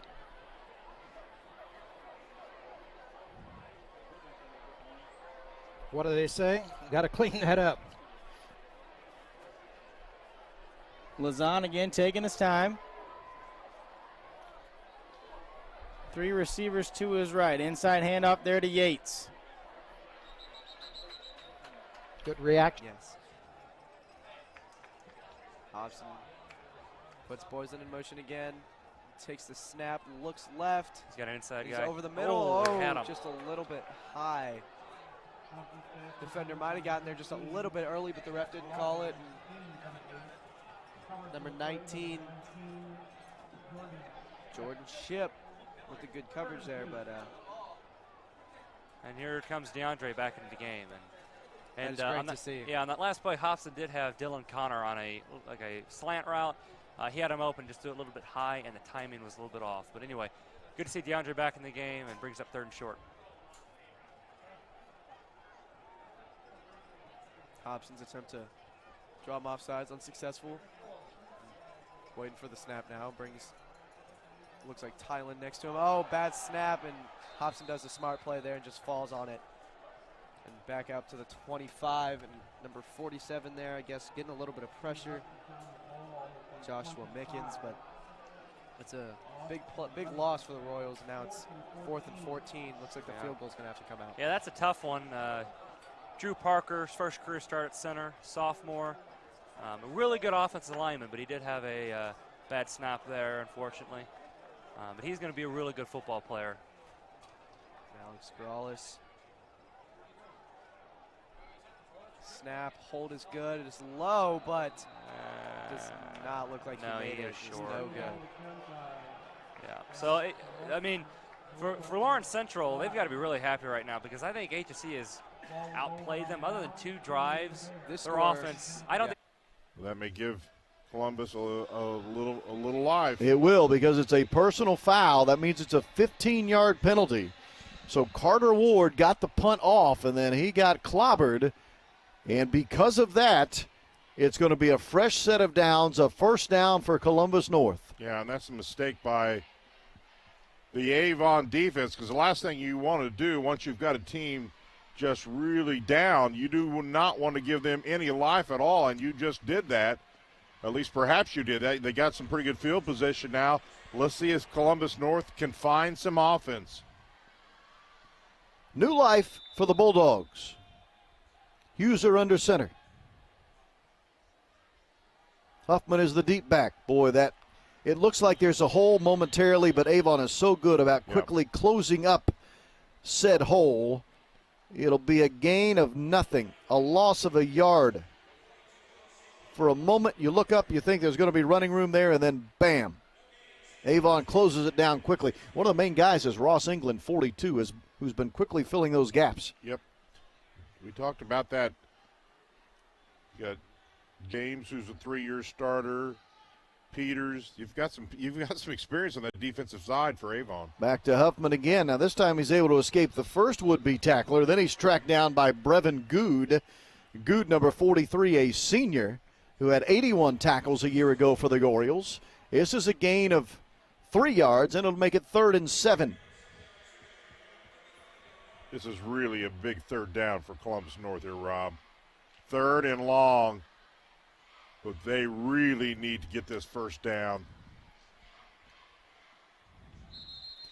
And just as Huser was taking the snap, a timeout was taken. Yep. Columbus North taking a timeout with 1:56 to play here in the opening quarter.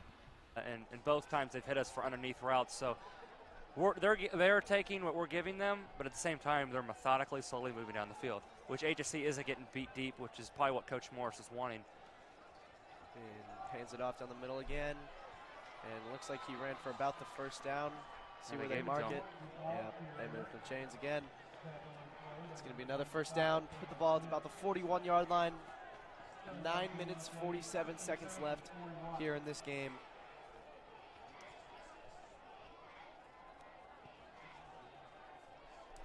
It's looking like trips right. Yep. Elijah Gaskin, lone receiver on the left side. Takes the snap and is looking right over the middle. And oh my goodness. Almost intercepted. Mike Cherry. Mike Cherry is upset with himself there, and rightfully so. And he had another guy open. He just threw it out too far in front of him. And Ali Allen just tipped it up, and it really went right into Mike Cherry's hands. And Michael, unfortunately, wasn't able to catch it. Didn't look like he was ready for that one. Didn't expect it coming for him. Well, I mean, the guy was open. It really should have been a completion if it was just better, if it was a better thrown ball.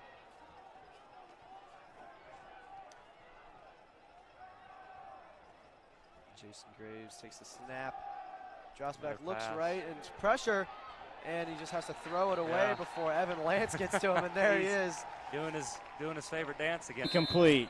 Pass intended number 26, Kyle Lockard is in. Again, kind of a misplay. Something going, and that's a great decision. He's got to know the first down is a whole lot more important than a pass that may or may not get there, and that's just a great play on his part. They'll go right back to the ground game, but again, there's just nowhere to run. Ross England again in on the tackle. Blake Huffman, the ball carrier, a loss of 2. Number 42, keep an eye on that guy, Ross England. He's been making a ton of plays tonight for Avon. He's a 6'2", 210-pound linebacker and a senior.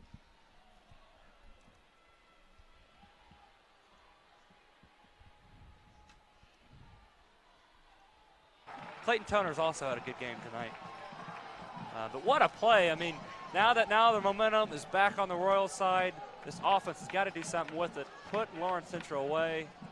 If you let a team hang around, sometimes they come back and bite you. So this offense needs to put them away and get another score, and at least, maybe not put them away, but at least expand their lead and give the Royals some. And 12 from the 35. Well, Roncalli trying to stay alive here. Lopez on the field, and we'll put it in the air.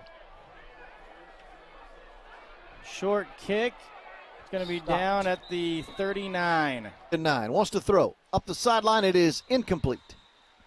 Overthrew the intended receiver. In coverage, Joseph Sargent, number 24, a senior DB for the Avon Orioles. That'll make it 4th and 9. Yeah, nobody open that time, Rob. Just everybody, the first, second, and third layers were all well covered. He does the right thing and throws it away, but unfortunately for the Bulldogs, it's going to bring up 4th and long, and they're going to have to give the ball away again. So Carter Ward will punt with only 19 seconds to play in the first quarter. And the speedy Tyler Anderson is waiting deep. Line drive kick. Anderson takes it off with a bounce. And he's got some running room. The sky can fly. Look out. Anderson to the 50. He's still on his feet. He's got plenty of running room. He's inside of the 20 and finally pushed out of bounds inside of the 15-yard line. Tyler Anderson, Mr. Excitement when it comes to returning the football. Boy, can he return it or what? Boy, he has flat out got some speed and some moves, Rob, to add to the speed. Look, he's clear back at his 10. 1, 2, count him as he goes back. 3 touchy. Now he cuts back outside again, and there's one last guy who has a shot, and finally taken down, and the quarter's over. But, boy, you called it correctly. He is definitely Mr. Excitement. David Jolly. Now the down in the first changed for Southport, and so their sectional now includes Perry Meridian, Indianapolis Tech, and Ben Davis. That's their 4-team sectional.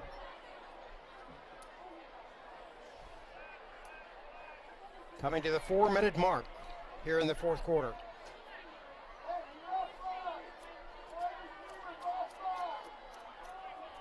That Gage.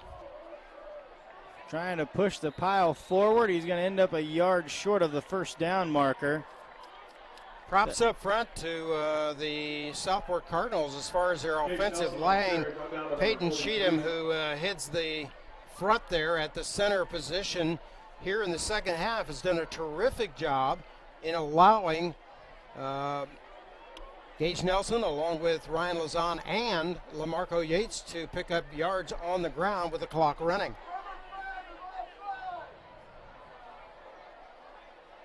We talked about the sectional for Southport. The Roncalli sectional has really undergone a facelift, basically. A lot of different moves in 4A, and that's 14. That one's not a final. Back and forth it goes. Warren Central did not lose a game all of last season. Let's see what happens in week 1 of the new season. Well, that's quite the opener, isn't it? For both teams. Yeah, that's not bad. Hessen from the shotgun, standing beside him, Love. Hessen wants to throw, looking left, throwing left. Oh, and he just overthrew him by a tad, and I mean a smidge. Incomplete, intended for Remington Gall, but it'll be 3rd down. He was wide open, Rob. He had a step on both defenders. That ball's even close. That's a TD.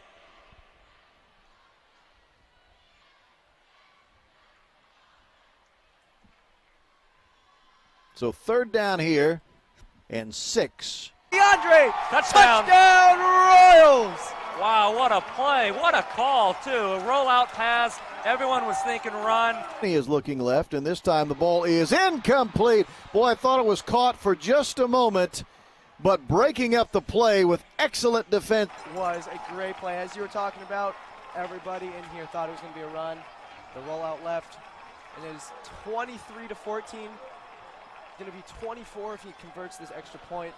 Huge score and a huge moment for the game. Give some major credit to Coach Whites, the offensive coordinator, because originally they did have their Wildcat package out, and maybe Lawrence Central prepared for it, and so they sent out something different, gave them a different look, and the Royals took advantage of it.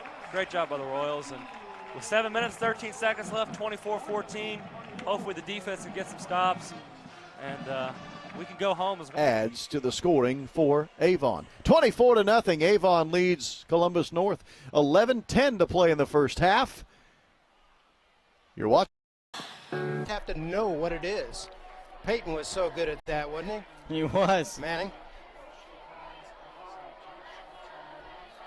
10 seconds left on the play clock. Lazan waiting. Another pitch out to Gage Nelson. Nelson's got enough for a first down to the 31-yard line, and that's going to do it. Yeah. Got to feel like maybe Ron Colley's inserted a couple of new defensive players here on these last series, because the weakness that they've shown here, either they're very, very fatigued, or Southport's just continuing to execute up front. 1 minute exactly. So Lazan will finally go under center for the first time tonight, and it's a good time to do it. Victory formation here for the Cardinals. He watches that 8 seconds. It'll come down to it. Going to try to time this right to where he's only got to take one more snap. There's the knee. We'll see when they start the play clock again.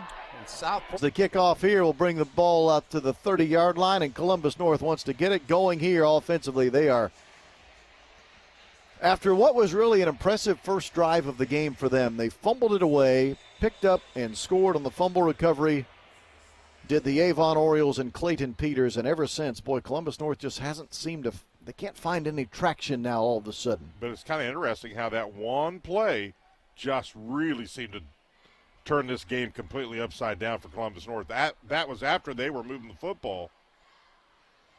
User is under center this time. They'll go toss sweep left to Huffman. He'll pick up a couple trying to get around the left side of the defense, of the offensive line, I should say, and pushes the ball out to the 34-yard line, a gain of 4. I will say this for Columbus North. I appreciate the fact they have stayed true to the run game. Even though they are down 24-0, they are not getting away from trying to run the football effectively.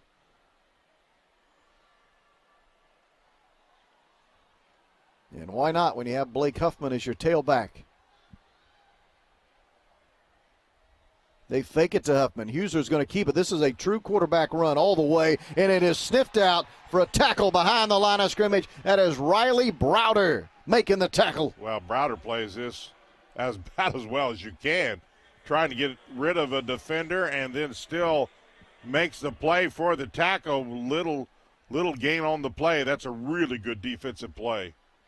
And again, that was a true quarterback keep the entire way. They faked the run to the tailback, Huffman, and then Huser was going to keep it all the way, and sniffing that out was Browder. No gain. Now it's 3rd and 6.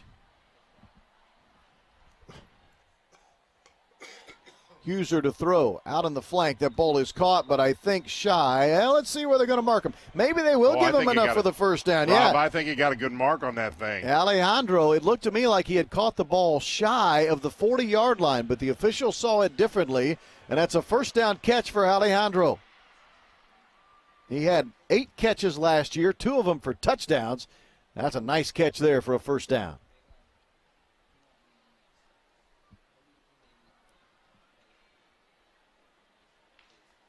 Bulldogs move the chains. Under 9.5 to play in the first half.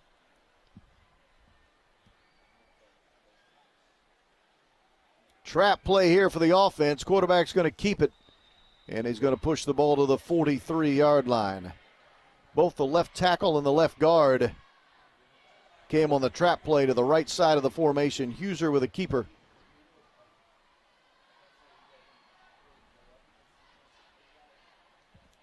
Second down. If you're HSE, you think we're chewing clock now? Oh yeah, yeah. Clock is at 15.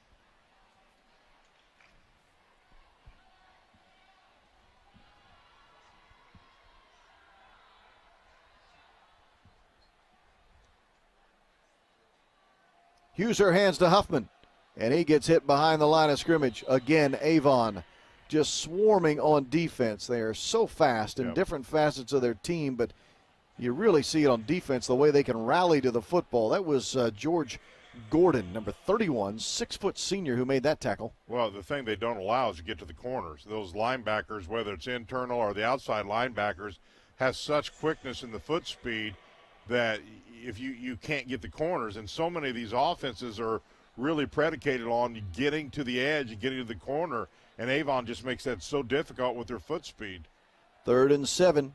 Huser throwing on the run, and that ball is not caught. Alejandro coming back on a sideline, made a diving effort but couldn't bring it in. Incomplete, makes it 4th and 7, brings on the punt team for Columbus North.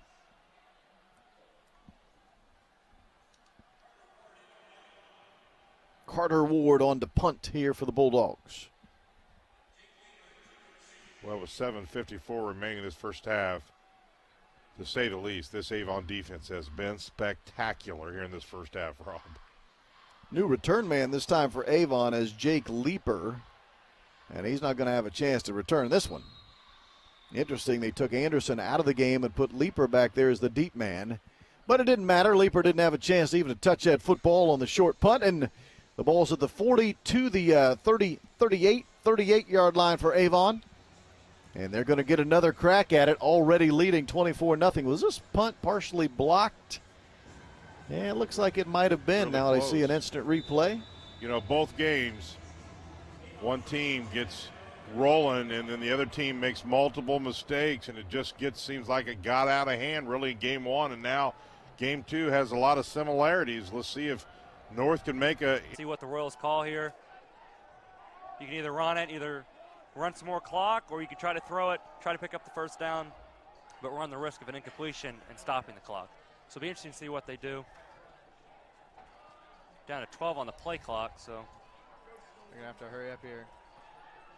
If I were them, I think they're gonna run it. Yeah. Puts Ben Boysen in motion, takes the ball, and hands it to him. God, I thought he fumbled it for a second. Yeah. Thankful to just get that one back. Yeah, it was a very awkward handoff. The timing was off. I just want to bring one thing. You want to guess who made that tackle? Isaiah Boyd. You got it. I hope that question's on the SAT tomorrow when I take it. I'll be sure to get that one right. Which Lawrence Central defender made at least 12 tackles at the HSE game? Isaiah Boyd. And most likely it would be letter B or C. Really? Yeah. Usually it's, B or C. Usually it's the ones in the middle. Not the A or the D? As we're talking about the SAT, LC does call a timeout. Only 4th and about 8 or 9. Yeah, they're just stopping the clock. I believe they got 2 timeouts left. So what they're looking to do, they're going to hopefully they're going to get the ball back here, and they're going to look for a quick score. And then it depending on how much time's left, they're either going to onside kick it, or if they score with enough time, they still could onside kick it or kick it deep and then call timeout, and maybe get the ball back. But it's got to be a really quick score in that scenario. So yeah. But if I'm the Royals, I'm feeling pretty confident. Defense has played well tonight. Just get off a good punt. Don't let it get blocked. Have a good snap. And then play some defense. If I'm LC, I'm sending the house on this. I'm blitzing 10 men. You can either do that or you can set up a return, since you're going to be getting the ball right around the 50. But most of the time the punter has not got it to the returner. They almost blocked it. Low punt. Oh man, that went out at like the not 30. A good punt. Oh, stop! I'm still going. 30-yard line. Ooh, wow. Man. That is off the side of the foot. 20 yards is better than nothing. It is. It's better than a muff snap, touchdown. Yeah, I mean, the bottom line is you're still giving your defense a chance to get a stop. We are. You give a a bad snap, or you fumble or turn the ball over, you're not giving your defense much of a chance. Here, at least, it isn't optimal, but they have a chance to still get a stop and keep them out of the end zone. Fortunately, kind of already, depending on their kicker, could put them in field goal range, but I don't know how good their kicking game is. We haven't really seen it too much. No. Haven't gotten in that field goal range. And anything with snapping with them has been questionable as well. So I'm not sure if I would test that. Down 10, if I'm in range and there's not too much time left, I might kick the field goal and get the onside just to get one of the scores. But I mean, you got to get one we'll or the see. other. Jason takes the snap. He's Run. forced to run, and he's got some room, and he slides down there. About a gain of 7 or 8. Yep. Let's see if they go quicker pace here, because they're running out of time. 4 like minutes, they are, which is a lot of time. But I'm just wondering if they're going to. They are going no huddle, so which is what you need to do. And Jason, the shotgun takes the snap, looks right, throws right, and tries to spin Good out tackle. the receiver, but does not. Number 32. Seth Smorelli. That's Seth Smorelli. Wonder how many tackles he has. We've been calling his name a lot too. Yeah, he's had a good game. Seth is a very good linebacker. 9.5 tackles. There we go. Is what we got. So thank you, Mr. Statistician. That they wanted to happen here in the first half. They're going to keep it on the ground and give it to Huffman. He runs right into the arms of Nathaniel James, and it is good night, Irene, when Nathaniel James gets his arms around you. The Washington State recruit has a tackle for loss, and that'll bring on the punt team, a 3-and-out for the Bulldogs. You can see why Nathaniel James is a Division I football recruit. 6 foot, 250 pounds, and he can move. Carter Ward to punt. This one is blocked, cleanly blocked. Carter falls back on top of it. The last time we had to take a double check to see if Sargent had indeed blocked it. This time, no replay needed. A block punt for Joseph Sargent. Wow. What else can you say? I think Columbus North can say this in the halftime locker room on the punt protection unit. Block number 24, because he's getting to the punter every time. That time he just came right up the middle and blocked that punt. Joseph Sargent. The only saving grace for Columbus North is that Ward was able to fall on top of the ball. So it'll be 1st and goal from the 10. The ball resting right on the 10-yard line here for Hessen and the Orioles. Hessen wants to throw. Looking to the corner of the end zone. Touchdown, Avon. He lofted it up to the near corner. Joe Hall, the sophomore wide receiver, caught it, and it's a touchdown. 6 more on the scoreboard for Avon.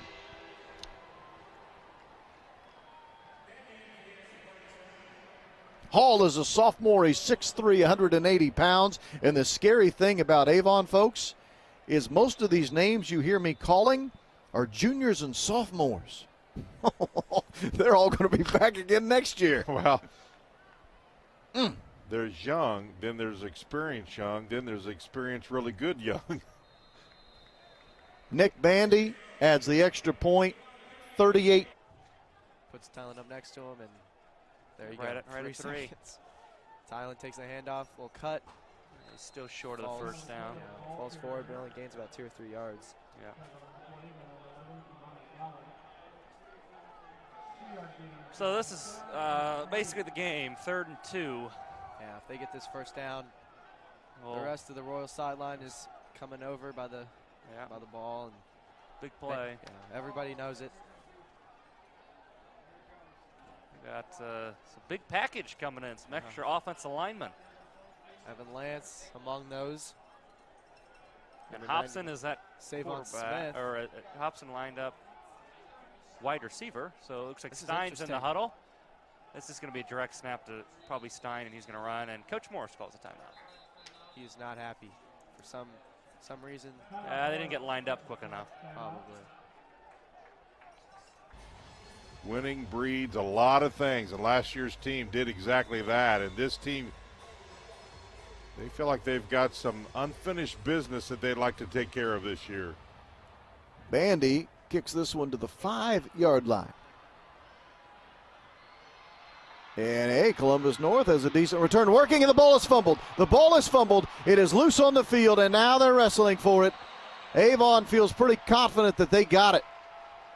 Let's see as they unpile the bodies.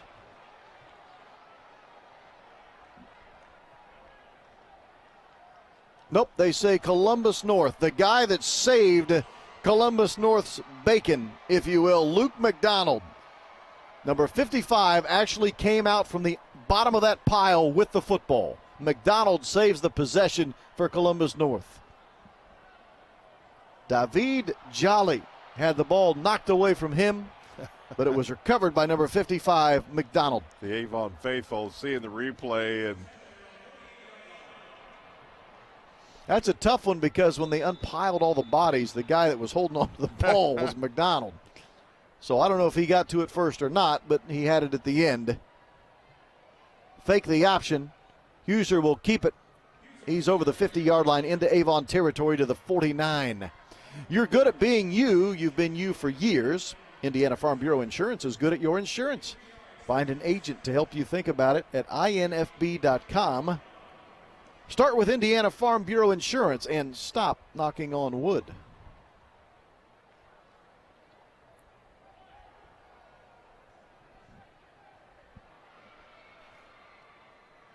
Columbus North out of Conference Indiana. They were the Conference Indiana champions last year. And they have run into a buzzsaw tonight with the Avon Orioles out of the Hoosier Crossroads Conference. Well, to say the least, we know that Fisher's won. We've seen that game. Avon having right now pretty dominant fashion. We know Southeastern beat Lawrence Central. We know that Noblesville got beat pretty good by Cathedral. And last we heard, Zionsville was trailing Pike. So there's some of the Hoosier Crossroads scores for you.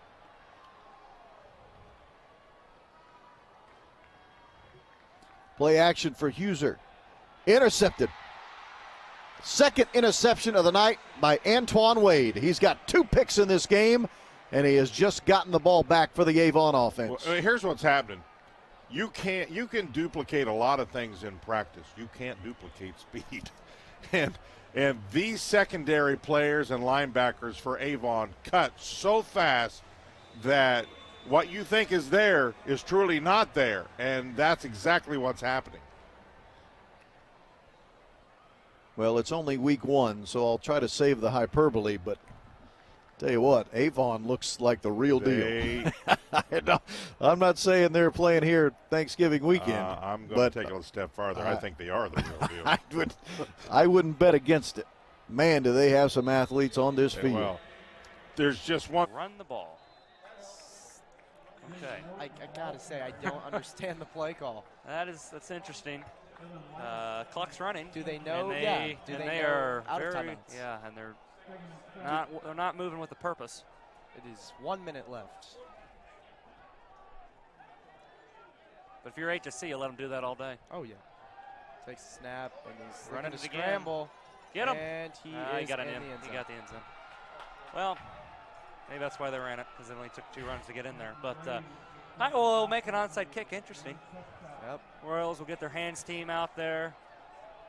And this is also a big extra point to make it down to 3 to kick a field goal to tie it. But a lot of people left early from the Royals and LC. And LC, so it'll be interesting. Hopefully HC can recover the ball, take a knee, and give end this game. In this game, but it makes it a little bit interesting.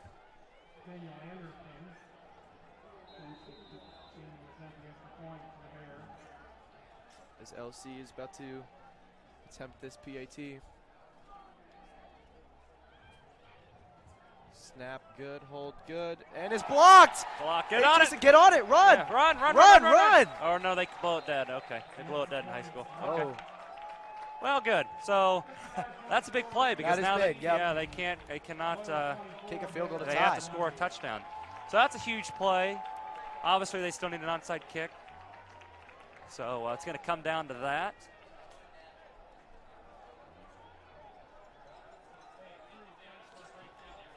last year we were at Westfield for a game, and HSC was down and had to kick an onside kick, and they got the onside kick, didn't end up winning the game or tying it.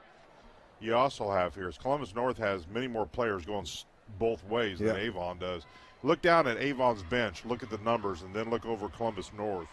A lot more players standing down there. Love trying to get around left end. He does. The penalty flag is thrown, however. He's bumped out of bounds at the 5-yard line, but I don't think this is going to stand. Arvin Holt pushed him out of bounds, but it looked to be a potential holding on the perimeter here against Avon. Let's wait and see what the flag is for. During the run, holding number 15 on the offense. That'll be a 10-yard penalty from the spot of the foul. Replay second down. Do we give the numbers now? Of the referee? Of the man that official? committed the infraction? I'm having some fun with our referee here because he actually said the number of the guy who committed the penalty. I don't believe that's in high school football just yet. We do it in the college game and obviously the professional game. I don't remember. I don't think so. All right, looks like they're going to be kicking it to the left because they got the sprinters on the left. Not a bad kick. Oh, my goodness. They got it. They got it. All right, well. The only question time is. for Oh, did he get it too early? Yep, that's the only question. Flag. There is a flag. There is. It looks. Yep, they caught a flag. A lot of flag. There's a flag, and there that is going to be the game. They touched the ball too early. That is a killer. Illegal touching.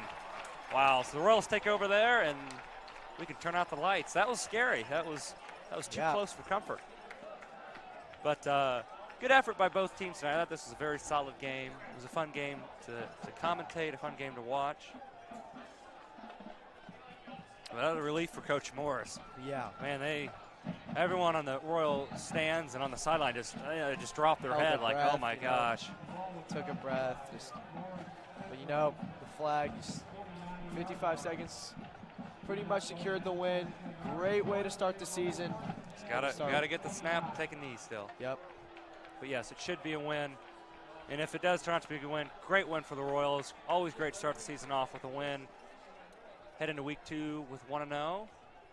And beat Lawrence Central 2 years in a row. So last year at Lucas Oil, this year at home. Both in pretty exciting fashion, too. So last year was a comeback win. This year Will be from 28 yards out.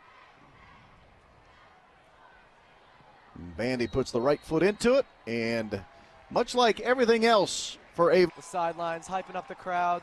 Crowd's coming to their feet. Great team win here by HSE.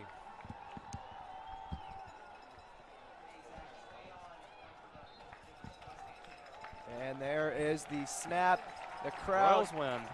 Yep. Royals sidelines rushing the field. The Royals are 1-0 for the second year. Yeah, Coach Morris with another win to his resume. I believe his 4th win as an HSE head coach.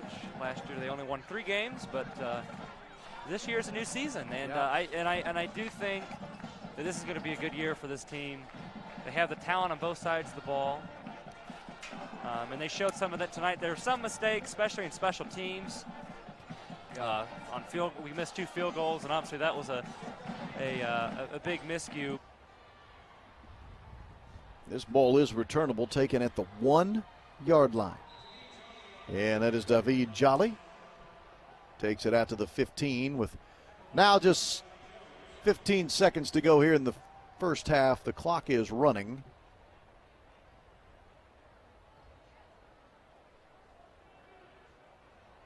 And are we just going to let this thing run out and go to halftime? Again, it is 41-0.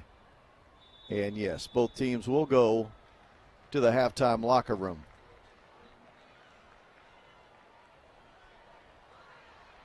Columbus North is headed for their locker room. Avon is now going to do the same. 41-0. The Avon Orioles, who start the season preseason number 5 in Class 6A football, they are living up to the billing of being a top 5 football team in the state of Indiana. 41-0 Avon has the lead. We'll come back in a moment to talk about what we saw in the first 24 minutes.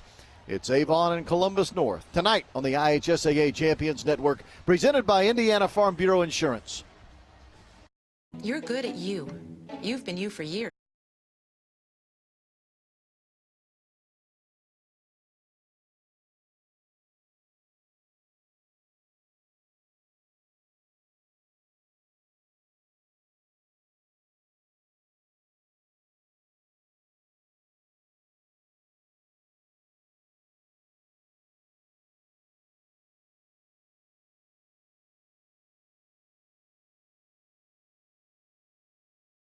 You're from Fishers. Before that, it was 37A, and before that, it was State Road 37. So you're telling me that Logan Street Signs and Banners isn't on Logan Street anymore? It's actually on South 10th. That's Allisonville and Fishers. And before that, it was 37A and 37? So you got that straight? Logan Street Signs and Banners conveniently not located on Logan Street, but rather South 10th Street in Noblesville. Exactly.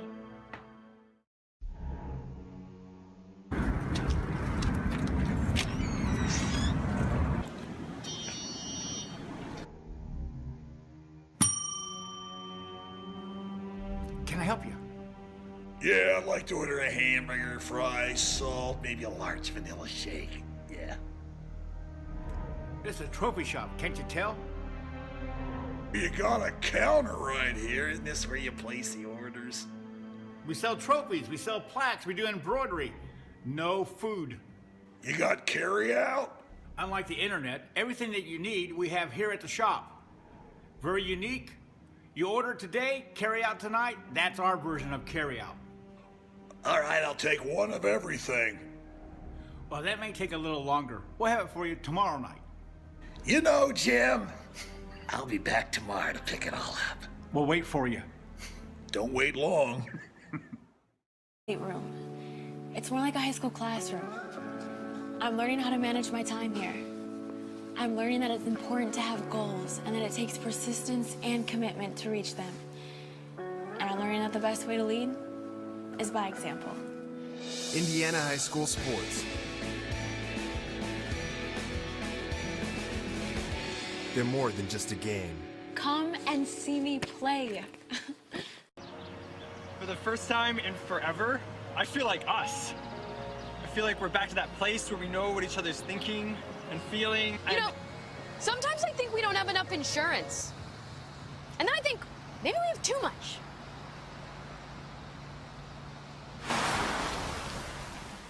This is no moment for insurance. Let us help you think about it. Start with Indiana Farm Bureau Insurance and stop knocking on wood. The Avon Orioles have a 41-0 halftime lead over the Columbus North Bulldogs. Welcome to Lucas Oil Stadium, the home of the Indianapolis Colts, where tonight it's high school football. We had game one of our doubleheader. For those that were with us, thank you. You had the chance to see a 26-0 win, Fishers over North Central. Here in game two of our doubleheader, it's been all Avon. They too are currently pitching a shutout, up 41-0. The Orioles leading Columbus North. We do want to mention a new rule that is in effect in IHSAA football this year. Just went into effect this past summer when it was voted on and approved. And that is, they're calling it the mercy rule.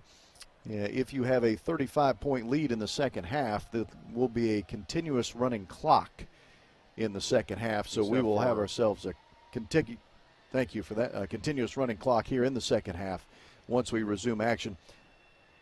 Just to clarify, in the past, that had been a rule that was basically up to the coaches, and both coaches had to agree. If a game got out of hand in the second half and both coaches agreed, then you could have the running clock. Sometimes the other coach wouldn't agree. Well, also included that is timeouts will stop the clock and injuries stop the clock. Those are the two parameters in which the clock would be stopped. But short of that, that boy will run. And this year the other coach doesn't have a say-so. So the two coaches don't have to agree. There's no agreeing. It's a rule. So we will have the running clock on the mercy rule here in the second half of this ball game. With that said, let's check out our scoreboard. A lot of games going on. Many of them have gone final here on opening night. Yeah, this one, our first game was early. Now this one's late. Here we go. Westdale leads Alexandria 8-6. 8-6. That one in the second period. Frontier, this one's a final, 44, Anderson Prep Academy 0. It's Bloomington North 33, Greenwood 13. That's a final. In the fourth period, it's Bloomington South 34, Castle 3. In the second period, Brown County 20, Pike Central 0. It's in the fourth period, Brownsburg 29, Ben Davis 17. A final, Triton Central 20, Cascade 7. A final, Chittard 49, Brebeuf 14. In the fourth period, Clinton Central 20, Frankfort 0. A final, Greencastle 34, Crawfordsville 6. A final, Delphi 29, Benton Central 0. At halftime, it's Delta 21, Muncie Central 0. Tinley 7, Edinburgh 0. That one in the second period. Lapel all over Elwood 42-0. That's a final. It's Frank Lund 27, Danville 17. That's a final. Franklin Central 30, Decatur Central 13. That's a final. Tri-Central 15, Frankton 6. That's in the fourth period. Plainfield all over Greenfield Central 42-6. That's a final. Greensburg 52, Shelbyville 7. That's a final. In the fourth period, Southeastern holding on 17-14. That one's in the fourth period. Covenant Christian 21, Hal 8. That's a final. New Pal. Yes, a lot of points. 63 to be exact over Kokomo 13. It's West Lafayette 29, Lafayette Jeff 26. That one in the second period. Peru 48, Logansport 21. That's a final. How about this score, Rob? Louisville Trinity 41, Carmel 7 in the third period. Lutheran 27, Beech Grove 22. That's a final. Heritage Christian 56, Manual 0. That's a final. Marion 35, Eastbrook 20. That's a final. Martinsville, a team that we'll see upcoming in the next few weeks, all over Bedford North Lawrence 40-7. That's a final. Guerin Catholic 24, McCutcheon 14. That's a final. At halftime, it's Monroe Central 22, Blackford 14.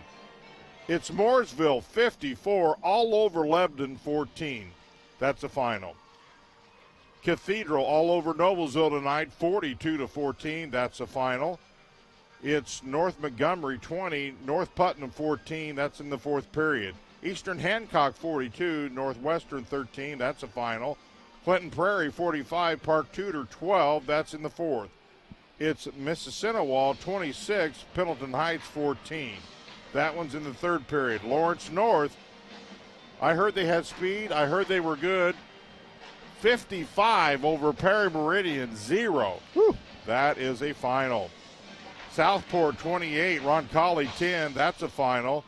Seymour 30, South Dearborn 26. That's a final.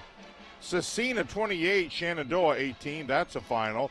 South Putnam 33, Cloverdale 14. That's in the fourth. Speedway 32, Attic 0 in the fourth period. Tipton 19 over Madison Grant, and believe it or not, Madison Grant led throughout the first period. Tipton comes back to beat them 19-6. That's the final. Warren Central, the big game down on the south side, comes from behind to beat Center Grove 21-14, and that's the final. Sheridan really takes it on the nose. Western Boone, who was last year's defending state title, 41. Sheridan 6. That's the final. Westfield all over Harrison 55-28. That's the final. Columbus East, a team we'll see next week, taking on the Columbus North, all over Whiteland 40-19. And finally, Pike 7, Zionsville 3. That's late in the fourth period. There's your scores, Rob. Quick update from that Lafayette-Jeff West Lafayette game. Lafayette-Jeff leads 47-36. They're in the third quarter. Wow. Let's take a break. It's 41-0 here as Avon leads Columbus North. Season opener for both teams here at Lucas Oil Stadium in downtown Indianapolis. The second half. When we come back, it's the IHSAA Champions Network presented by Indiana Farm Bureau Insurance.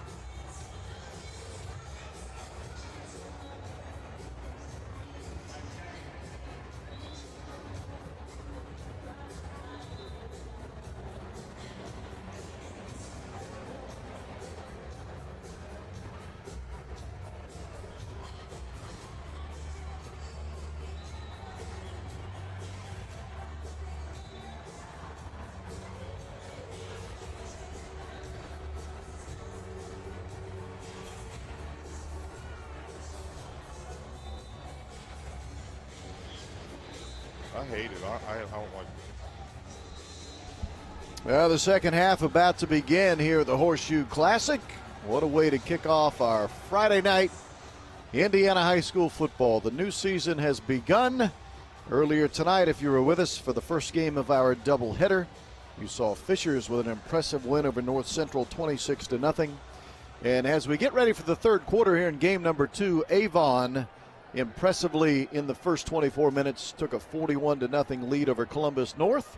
And again, the second half about to begin here in just a second. Rob Blackman and Jan Bozier. We will have the running clock, the new rule instituted this year in Indiana high school football. We will have a running clock here in the second half. If you're Avon, you guys still have to keep playing hard though, right, Jan? I mean, you can't tell them to take the foot off the accelerator now. Well, I would expect to see probably some substitutions happening, probably, especially with the running clock, but they don't want you have to, because you got, who's Avon play next? Ben Davis? Right. So you want to be sharp coming in, which they were, and you want to be sharp going out. Their schedule's pretty tough. So, yeah, and when teams don't play hard, believe it or not, that's when injuries happen a lot of times too. So you don't want none of that. So I expect we'll see a lot of substitutions on the Avon side. On the flip side, that other sideline, Columbus North, if you're Tim Bless, you got to start building on some positives. You do. Because you got Columbus East next week. No matter what happens in the final 24 minutes here, you are gearing yourself up to play your biggest rival next Friday night. Absolutely. You're playing to be sharp in game 10 for sectional. Mm-hmm. This one got out of hand. Unfortunately for you, it is what it is. You got a big game tomorrow or next Friday. The last thing you want to do is not play well down there. The best thing you can do is play very well against your rivals. So they got to play hard. They got to find out maybe some things that they thought were going to work that haven't. That all being said, they're playing easily a top 5 team here tonight. I really believe Avon is that good. Top 5, top 7, somewhere in there. I don't know until I see everybody. But with the power, the size, the speed, you got to think Avon is going to certainly be a contender when it's all said and done. Tyler Pelly is a senior and a kicker, and he's actually going to do the kickoff duties here to start this second half of play. Again, we'll have a running clock, no stoppages of the clock in the second half unless we would have a timeout or for an injured player. We would have a stoppage of the clock. Otherwise, a running clock here in the second half. That's a new rule for the 2019 high school football season here in Indiana. As Pelly's about to kick it off, Jolly awaiting deep along with Huffman, and that ball's actually kicked a bit short and not fielded by either one of the deep men all the way out to the 35-yard line. However, a nice return here for the Columbus North Bulldogs, and they'll have good field position to start things here in the second half. That kick return, by the way, there by Royce Lofton. Now, Columbus North is coach. They'll make the determination whether their players have played hard or not. I think they have played hard. Sometimes the other team is just a little better than you, and I think that's the case tonight. I think they've just got to find some things, but for sure they've got to finish out strong here. They'll keep their starting quarterback in the game, Hunter Huser. No surprise there. They need to get him some seasoning, get him some snaps as the starting QB. Remember, Huser started last year, or was, not only started, but was a wide receiver defensive back last year. They've turned him into a quarterback here this year, so he'll take all the seasoning he can get. He turns around and hands the football here to Blake Huffman on the first play of the third quarter. Have they been able to get Collier the ball for the tight end much at all tonight?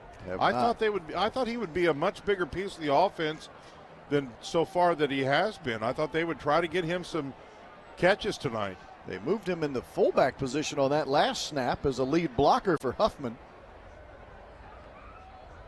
And now they give the ball in an end around to Alejandro, and he has a first down run. Nice job here. Alejandro got himself into the secondary of the Avon Orioles before he was wrapped up over there by Caden Matting, who wears number 23. There are some second stringers in the game right now for Avon defensively. Not all of them, but they are playing some new guys in there.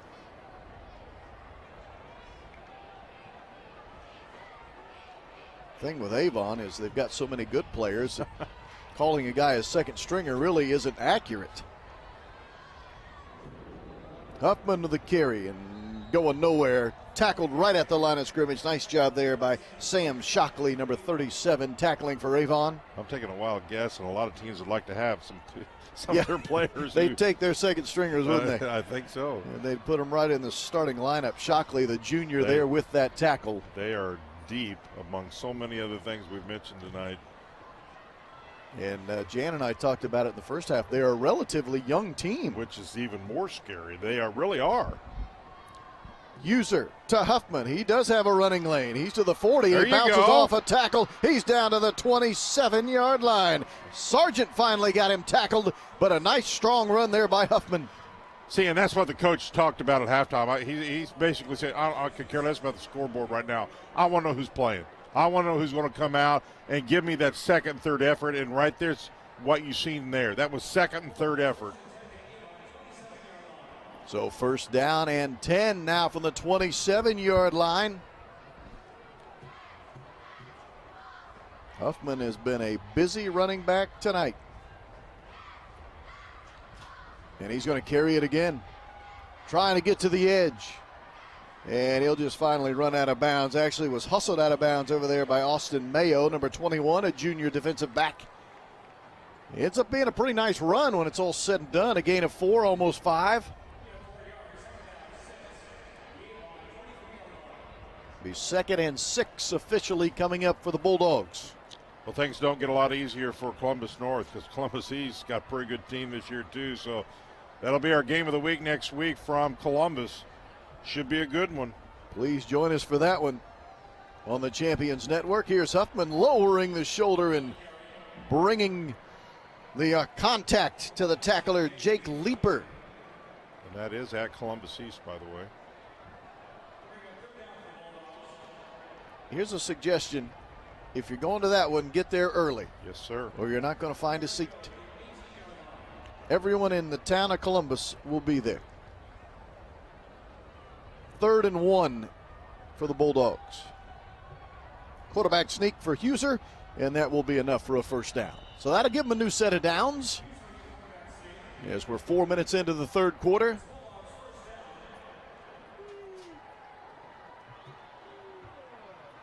Please follow us on the IHSAA Champions Network presented by Indiana Farm Bureau Insurance. Simply go to IHSAATV.org and you can always find out where we're going to be on a particular Friday night for our broadcast.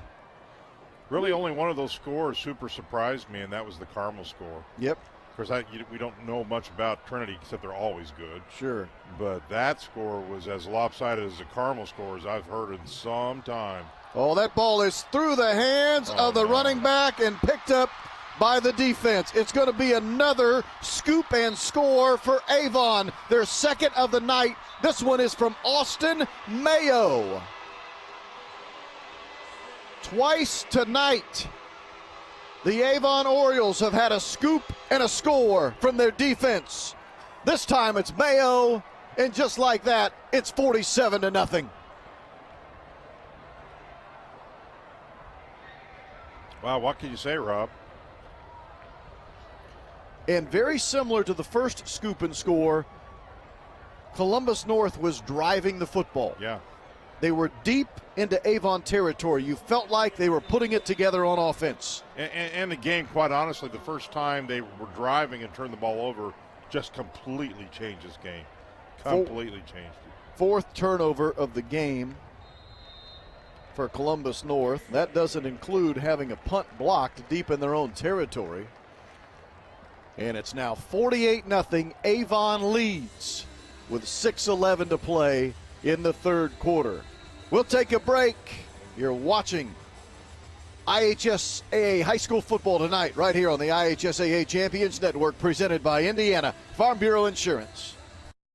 I'm Matt Wolford, president of the IHSAA Foundation, and we need your help. We need your help so the youth of our community can develop advanced leadership skills. We need your help giving high school administrators and coaches the instruction and insight they need to be better role models and teachers. To learn more or to make a tax-deductible contribution, go to ihsaafoundation.org. You'll not only be contributing to the foundation of the IHSAA, you'll be contributing to the foundation of our community.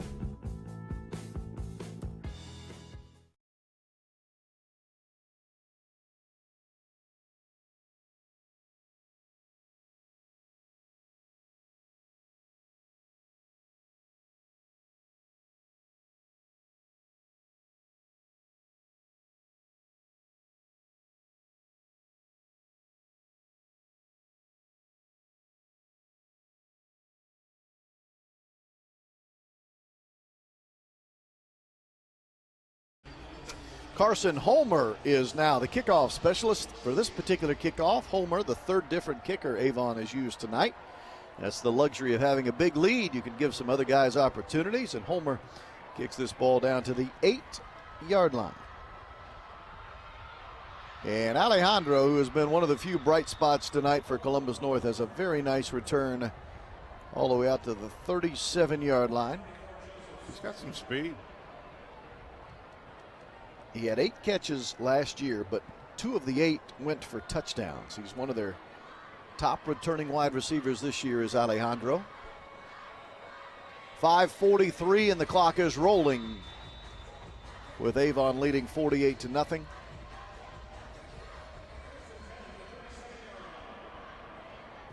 User remains in the game as the QB. And he'll hand it to Huffman. Spun out of one potential tackle. And then stays on his feet before stepping out of bounds right at the 40-yard line. Avon playing a lot of new guys now defensively. That was Andrew Ohab, number 80, who's come into the game for Avon. Well, you look at this schedule for Avon. You got this game, and then Ben Davis from the MIC. Then there goes really the meat of the Hoosier Crossroads. Southeastern, Brownsburg. They got Franklin Central, who won tonight, Fishers, who we've seen, and then Westfield, Zionsville, Noblesville. So they've got the meat of the Hoosier Crossroads here in the next few weeks. Mayo on that last tackle. It was Mayo who had the scoop and score a moment ago. 48-0, Avon leading. North goes at East, home to Southport, at Roncalli, home to Guerin, at Terre Haute North, home to Bloomington South, at Bloomington North, and home to Terre Haute South.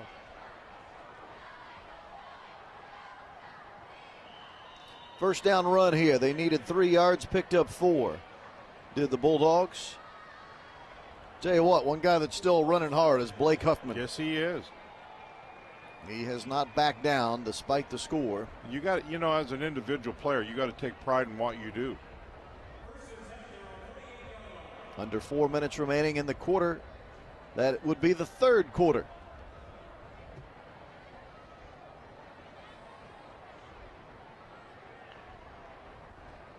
And they'll give it to Huffman yet again. He's in Avon territory, and now he busts out into the open. This could be the first score of the game for the Columbus North Bulldogs, and it is. Blake Huffman, who had 6 rushing touchdowns last year, has his first rushing TD of 2019.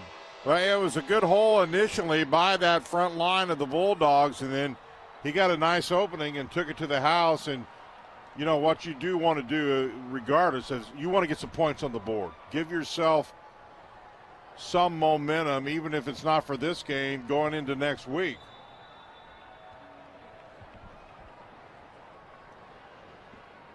On to attempt the extra point is Carter Ward here for Columbus North.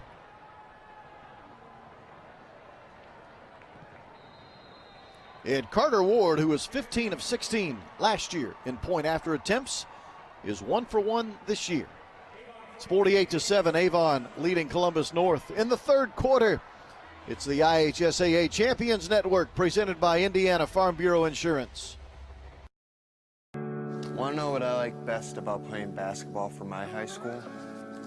I like it because it's a place where my friends get to see me play. I like it because I'm playing for someone besides myself.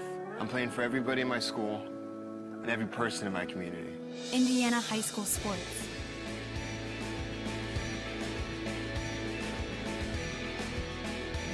They're more than just a game. Come and see me play. 48-7, Avon leading Columbus North, but the Bulldogs of Columbus North are on the scoreboard. Blake Huffman with a touchdown run just a moment ago. 2:44 to play in the third quarter.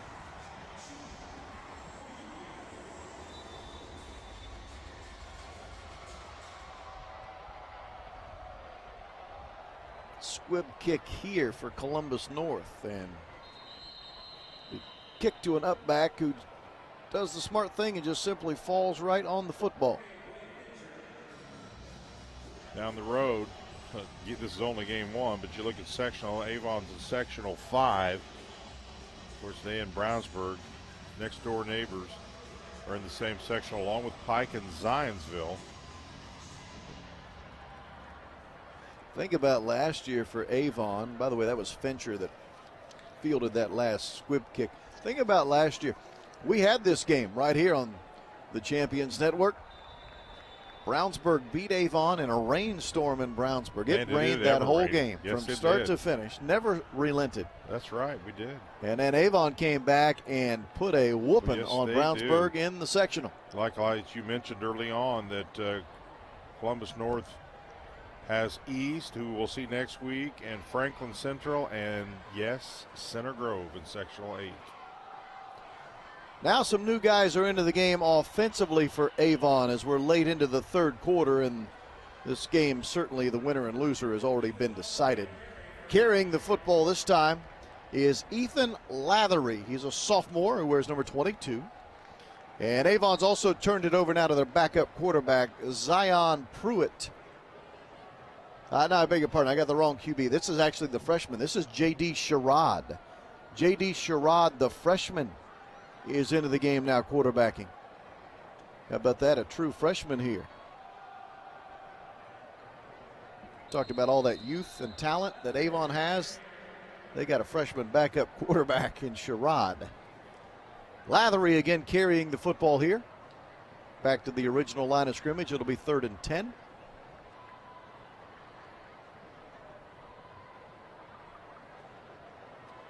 Boy, what a privilege to get to play this facility. You just look out here. And what a great partner the Indianapolis Colts are to Indiana high school football and the IHSAA. And we're truly blessed to have that, because a lot of pro teams are not as involved, if at all, with high school sports, especially like the Colts are with Indiana high school football. They are a huge supporter. Sherrod on the keeper on what will be the final play of the third quarter. And remember, the Colts have a home game tomorrow against the Bears, so they could have very easily said, you know what, we don't want the high school games in here tonight. But the Colts, a great partner as they have always been, and a great supporter of high school football. We head to the fourth quarter. It is 48-7, Avon leading Columbus North on the IHSAA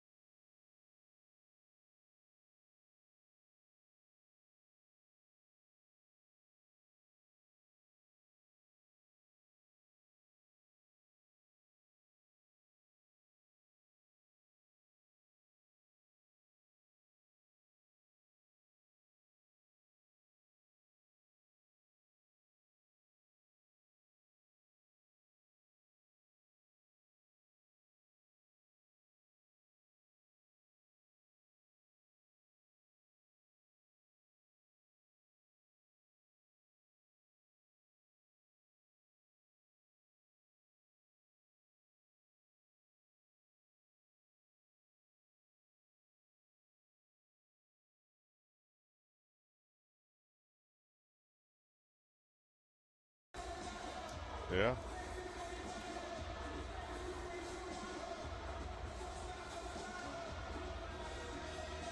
They figure since the game's going so fast, they can work. Since the dance team audio didn't work, they can. You're good at you. You've been you for years. And we're good at your insurance. You're good at laundry basketball. We're good at your insurance. You're good at stopping a gas pump on a 00. We're good at your insurance. Well, for the first time tonight, we're going to see the punter for the Avon Orioles. He has not worked up a sweat tonight. He's Mason Miller, the senior, and he has to punt for the first time this evening as we start the fourth quarter with a 4th and 13 for Avon. Orioles easily in front, 48-7. And it's blocked. It is blocked. It's loose on the ground, and it's going to be Columbus North football, and they're going to have 1st and goal from the 2-yard line. Now, if you're a coach and you're trying to find things to nitpick in a big win, that's going to be one of them right there. Absolutely. And we talked about that in both games. He was a little tight for me, and I realized he was back up against the end zone, but there wasn't a lot of space between the punter and the center, so it didn't take a lot to get there. And Columbus North with a chance to score their second touchdown, and they'll bring in their backup quarterback, and they'll go quarterback sneak, and I think he's going to get in. Yep, he is. That is a touchdown for the Columbus North backup QB, Luke Hammonds, the sophomore. His first snap of a varsity game this year, he has a touchdown run. It's 48-13. Now, they're not stopping the clock at the score. Clock is still running. Yeah. How about Hammonds? Hey, coach says, hey, you're going to quarterback the fourth quarter. Okay, I get the ball at the 2-yard line. Great. Well, I stand corrected. This is awesome. I thought it did stop the score, but apparently it doesn't. So it's all new. Probably will stop after the kick, I would assume. Yeah. That's what happened on the earlier touchdown. And the extra point is up and good, and now they will stop the clock at 10. Stops on the kick. 33. It's 48-14. The sophomore Hammonds has a touchdown run. We'll take a break. You're watching Avon, Columbus North on the IHSAA Champions Network, presented by Indiana Farm Bureau Insurance. I'm Matt Wolford, president of the IHSAA Foundation, and we need your help. We need your help so the youth of our community can develop advanced leadership skills. We need your help giving high school administrators and coaches the instruction and insight they need to be better role models and teachers. To learn more or to make a tax-deductible contribution, go to ihsaafoundation.org. You'll not only be contributing to the foundation of the IHSAA, you'll be contributing to the foundation of our community.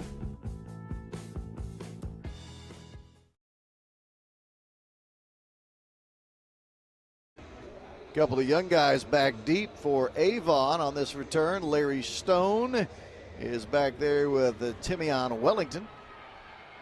Grabbed by Stone, and he'll get it out to the 28-yard line. So Avon using a lot of young players here in the second half with this big lead, and Columbus North is now doing the same here in the fourth quarter. 48-14. The lead for Avon with a running clock means Avon's going to start the season 1-0.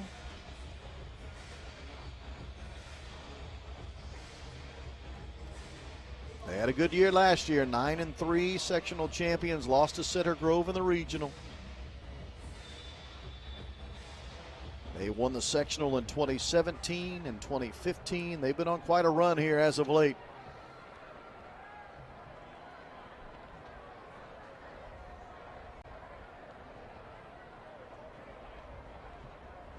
Avon back here with a freshman quarterback, J.D. Sherrard.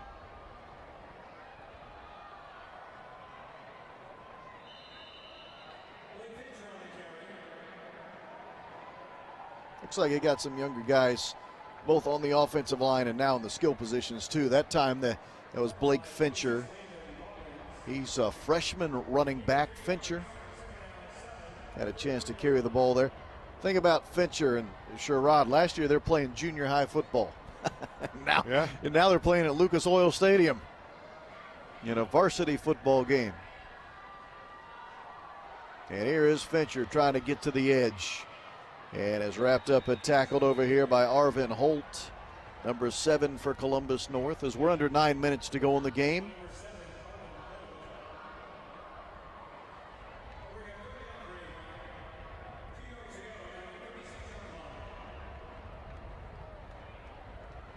It'll be 3rd down and 2 for the Avon Orioles.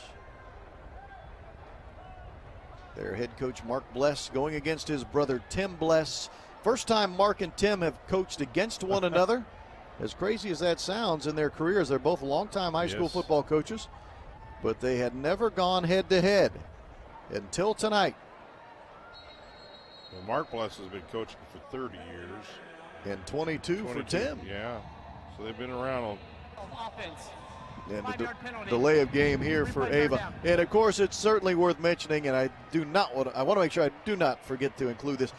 The sons of Bill Bless, one of the great all-time football coaches here in Central Indiana, coached at University of Indianapolis for a number of years, did Coach Bless.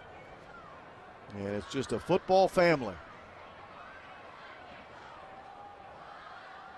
As Fincher is the ball carrier. It is safe to assume at the family get-togethers in the Bless household, all they talk about is football. I would guess so, although they may not want, one side may not want to talk about this a whole lot. 4th down now, and they'll bring on the punt team. Will Avon? Well, if you're thinking about school sizes, Fishers is the 5th largest school in the state of Indiana. Fishers is. Southeastern is the 9th. Avon is the 10th. Miller on to punt now. Second punt. Remember, last time they brought the punt team on, it was blocked. See if they can clean up the protection here. And now what do we have? Another delay of game. That'll back up Avon. Again, Mason Miller now. If there's one thing Avon wants to clean up, it's the punt protection. Their only other punt attempt in this game, the punt was blocked. And it's set up Columbus North for a 2-yard touchdown. They do get this kick away. The return man without a chance to get his hands on it was Jackson Scruggs. He had to watch it bounce by him. And that ball will be down with 6 minutes and 5 seconds to go in the game. And again, the clock is running here. Columbus North is the 28th largest. So there you go. Just some trivia for you. North Central was the 4th largest.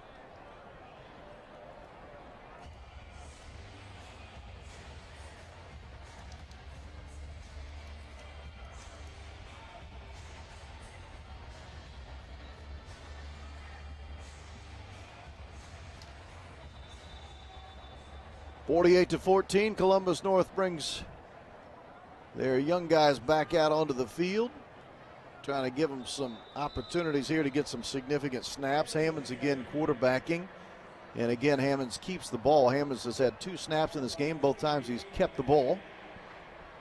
That time tackled by Braden Jones, a junior linebacker for Avon, as it's young guys versus young guys here in this game.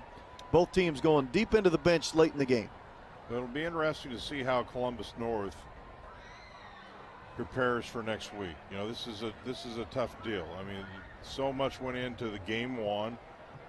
It is what it is, but you find out a lot about the character of your team, how they respond for next week. You cannot allow things that didn't go that well to carry over to next week, or your season can get out of hand in a hurry. So it'll be real important that Columbus North regroups, if you will, take the good, work on it, take the bad, correct it, and take off from next week. Here's something else that'll just kind of reiterate how dangerous Avon is and is yet to be. Wide receiver Wes Stovall, who had 35 catches for them last year, 5 touchdowns for Avon last year, he's missing the first half of the season. He won't even come back till midway through the regular season. So they're going to add another weapon round about week 5 or week 6 are the Orioles. As if they weren't good enough already. I was gonna say. So, yeah, they're pretty good and appear to be getting better. I mean, this game got out of hand so quickly, we didn't even really have a chance to talk about Blake Fisher, the Notre Dame recruit, the big guy on the O-line for Avon. It did. 6'7", 340 pounds. We mentioned him at the very outset of the game and never really talked about him again because it just all happened so fast.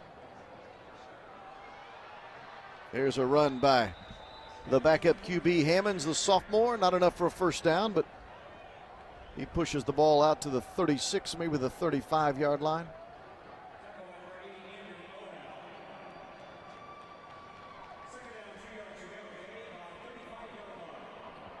Three minutes, 15 seconds remaining.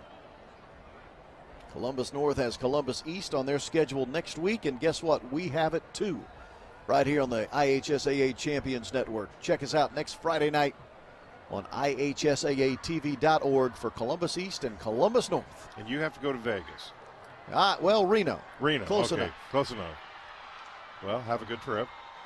College football begins next weekend for me.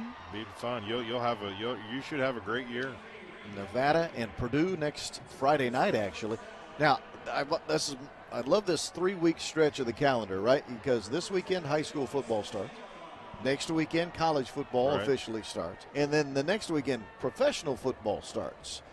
I always love this 3-week stretch here because football gets going fast and furious. Yes, it does. You guys do a great job on the Purdue Network. You really do. Well, we're looking forward to another fun season. That ball is in and out of the hands of the intended receiver. A little bit high, but not able to be caught there by Neil Likens. Likens, a sophomore who was an offensive lineman when the season started, and they moved him to tight end.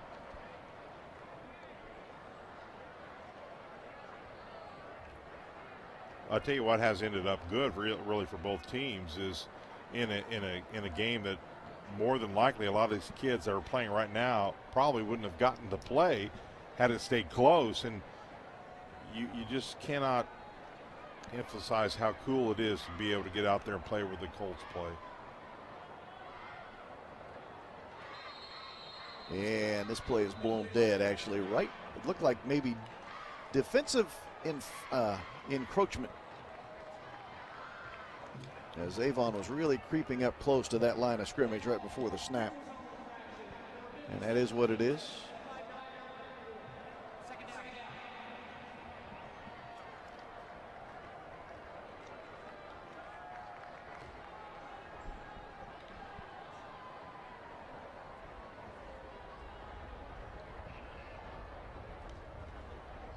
Hammond's going to keep. He wants to throw. Incomplete. Oh, just a little short. Charlie Winnick, the junior, wide out on the out route there, and incomplete. We're under 45 seconds remaining. Columbus North needs to hustle up to that line of scrimmage, try to stick in one more score here. Oh, that was a nice play defensively. I didn't notice that originally, but now I see the replay. That was a nice play. Isaac Castro, the defender, actually got a hand on that ball. This will probably be the final play of the game right here. Catch is made by Winnick. He gets bounced out of bounds. And that should be the final play unless Columbus North really hustles here. We're at 12 seconds to go. They're going to try to hurry up. Going to try to get one more look at it. Why not throw one up in the end zone, Absolutely. see what happens? Why not? 5 seconds here. And that's what they're going to try to do. In and out of the hands of Winnick, and that'll be how the game comes to a close. Avon over Columbus North, 48-14. That is the final score, as the Avon Orioles are impressive in week number 1. For Jan Bozier, my broadcast partner, for our executive producer Heath Shanahan, and our entire IHSAATV.org crew, I'm Rob Blackman saying thanks for joining us tonight, friends. Guess what? We're off and running. The Indiana high school football season is officially underway. We'll see you next week when Columbus North takes on Columbus East. For now, we'll bid you a good night and hope you have a great weekend. The final score here is Avon 48, Columbus North 14. It was the IHSAA Champions Network, and you saw it on IHSAATV.org. Good night, everyone.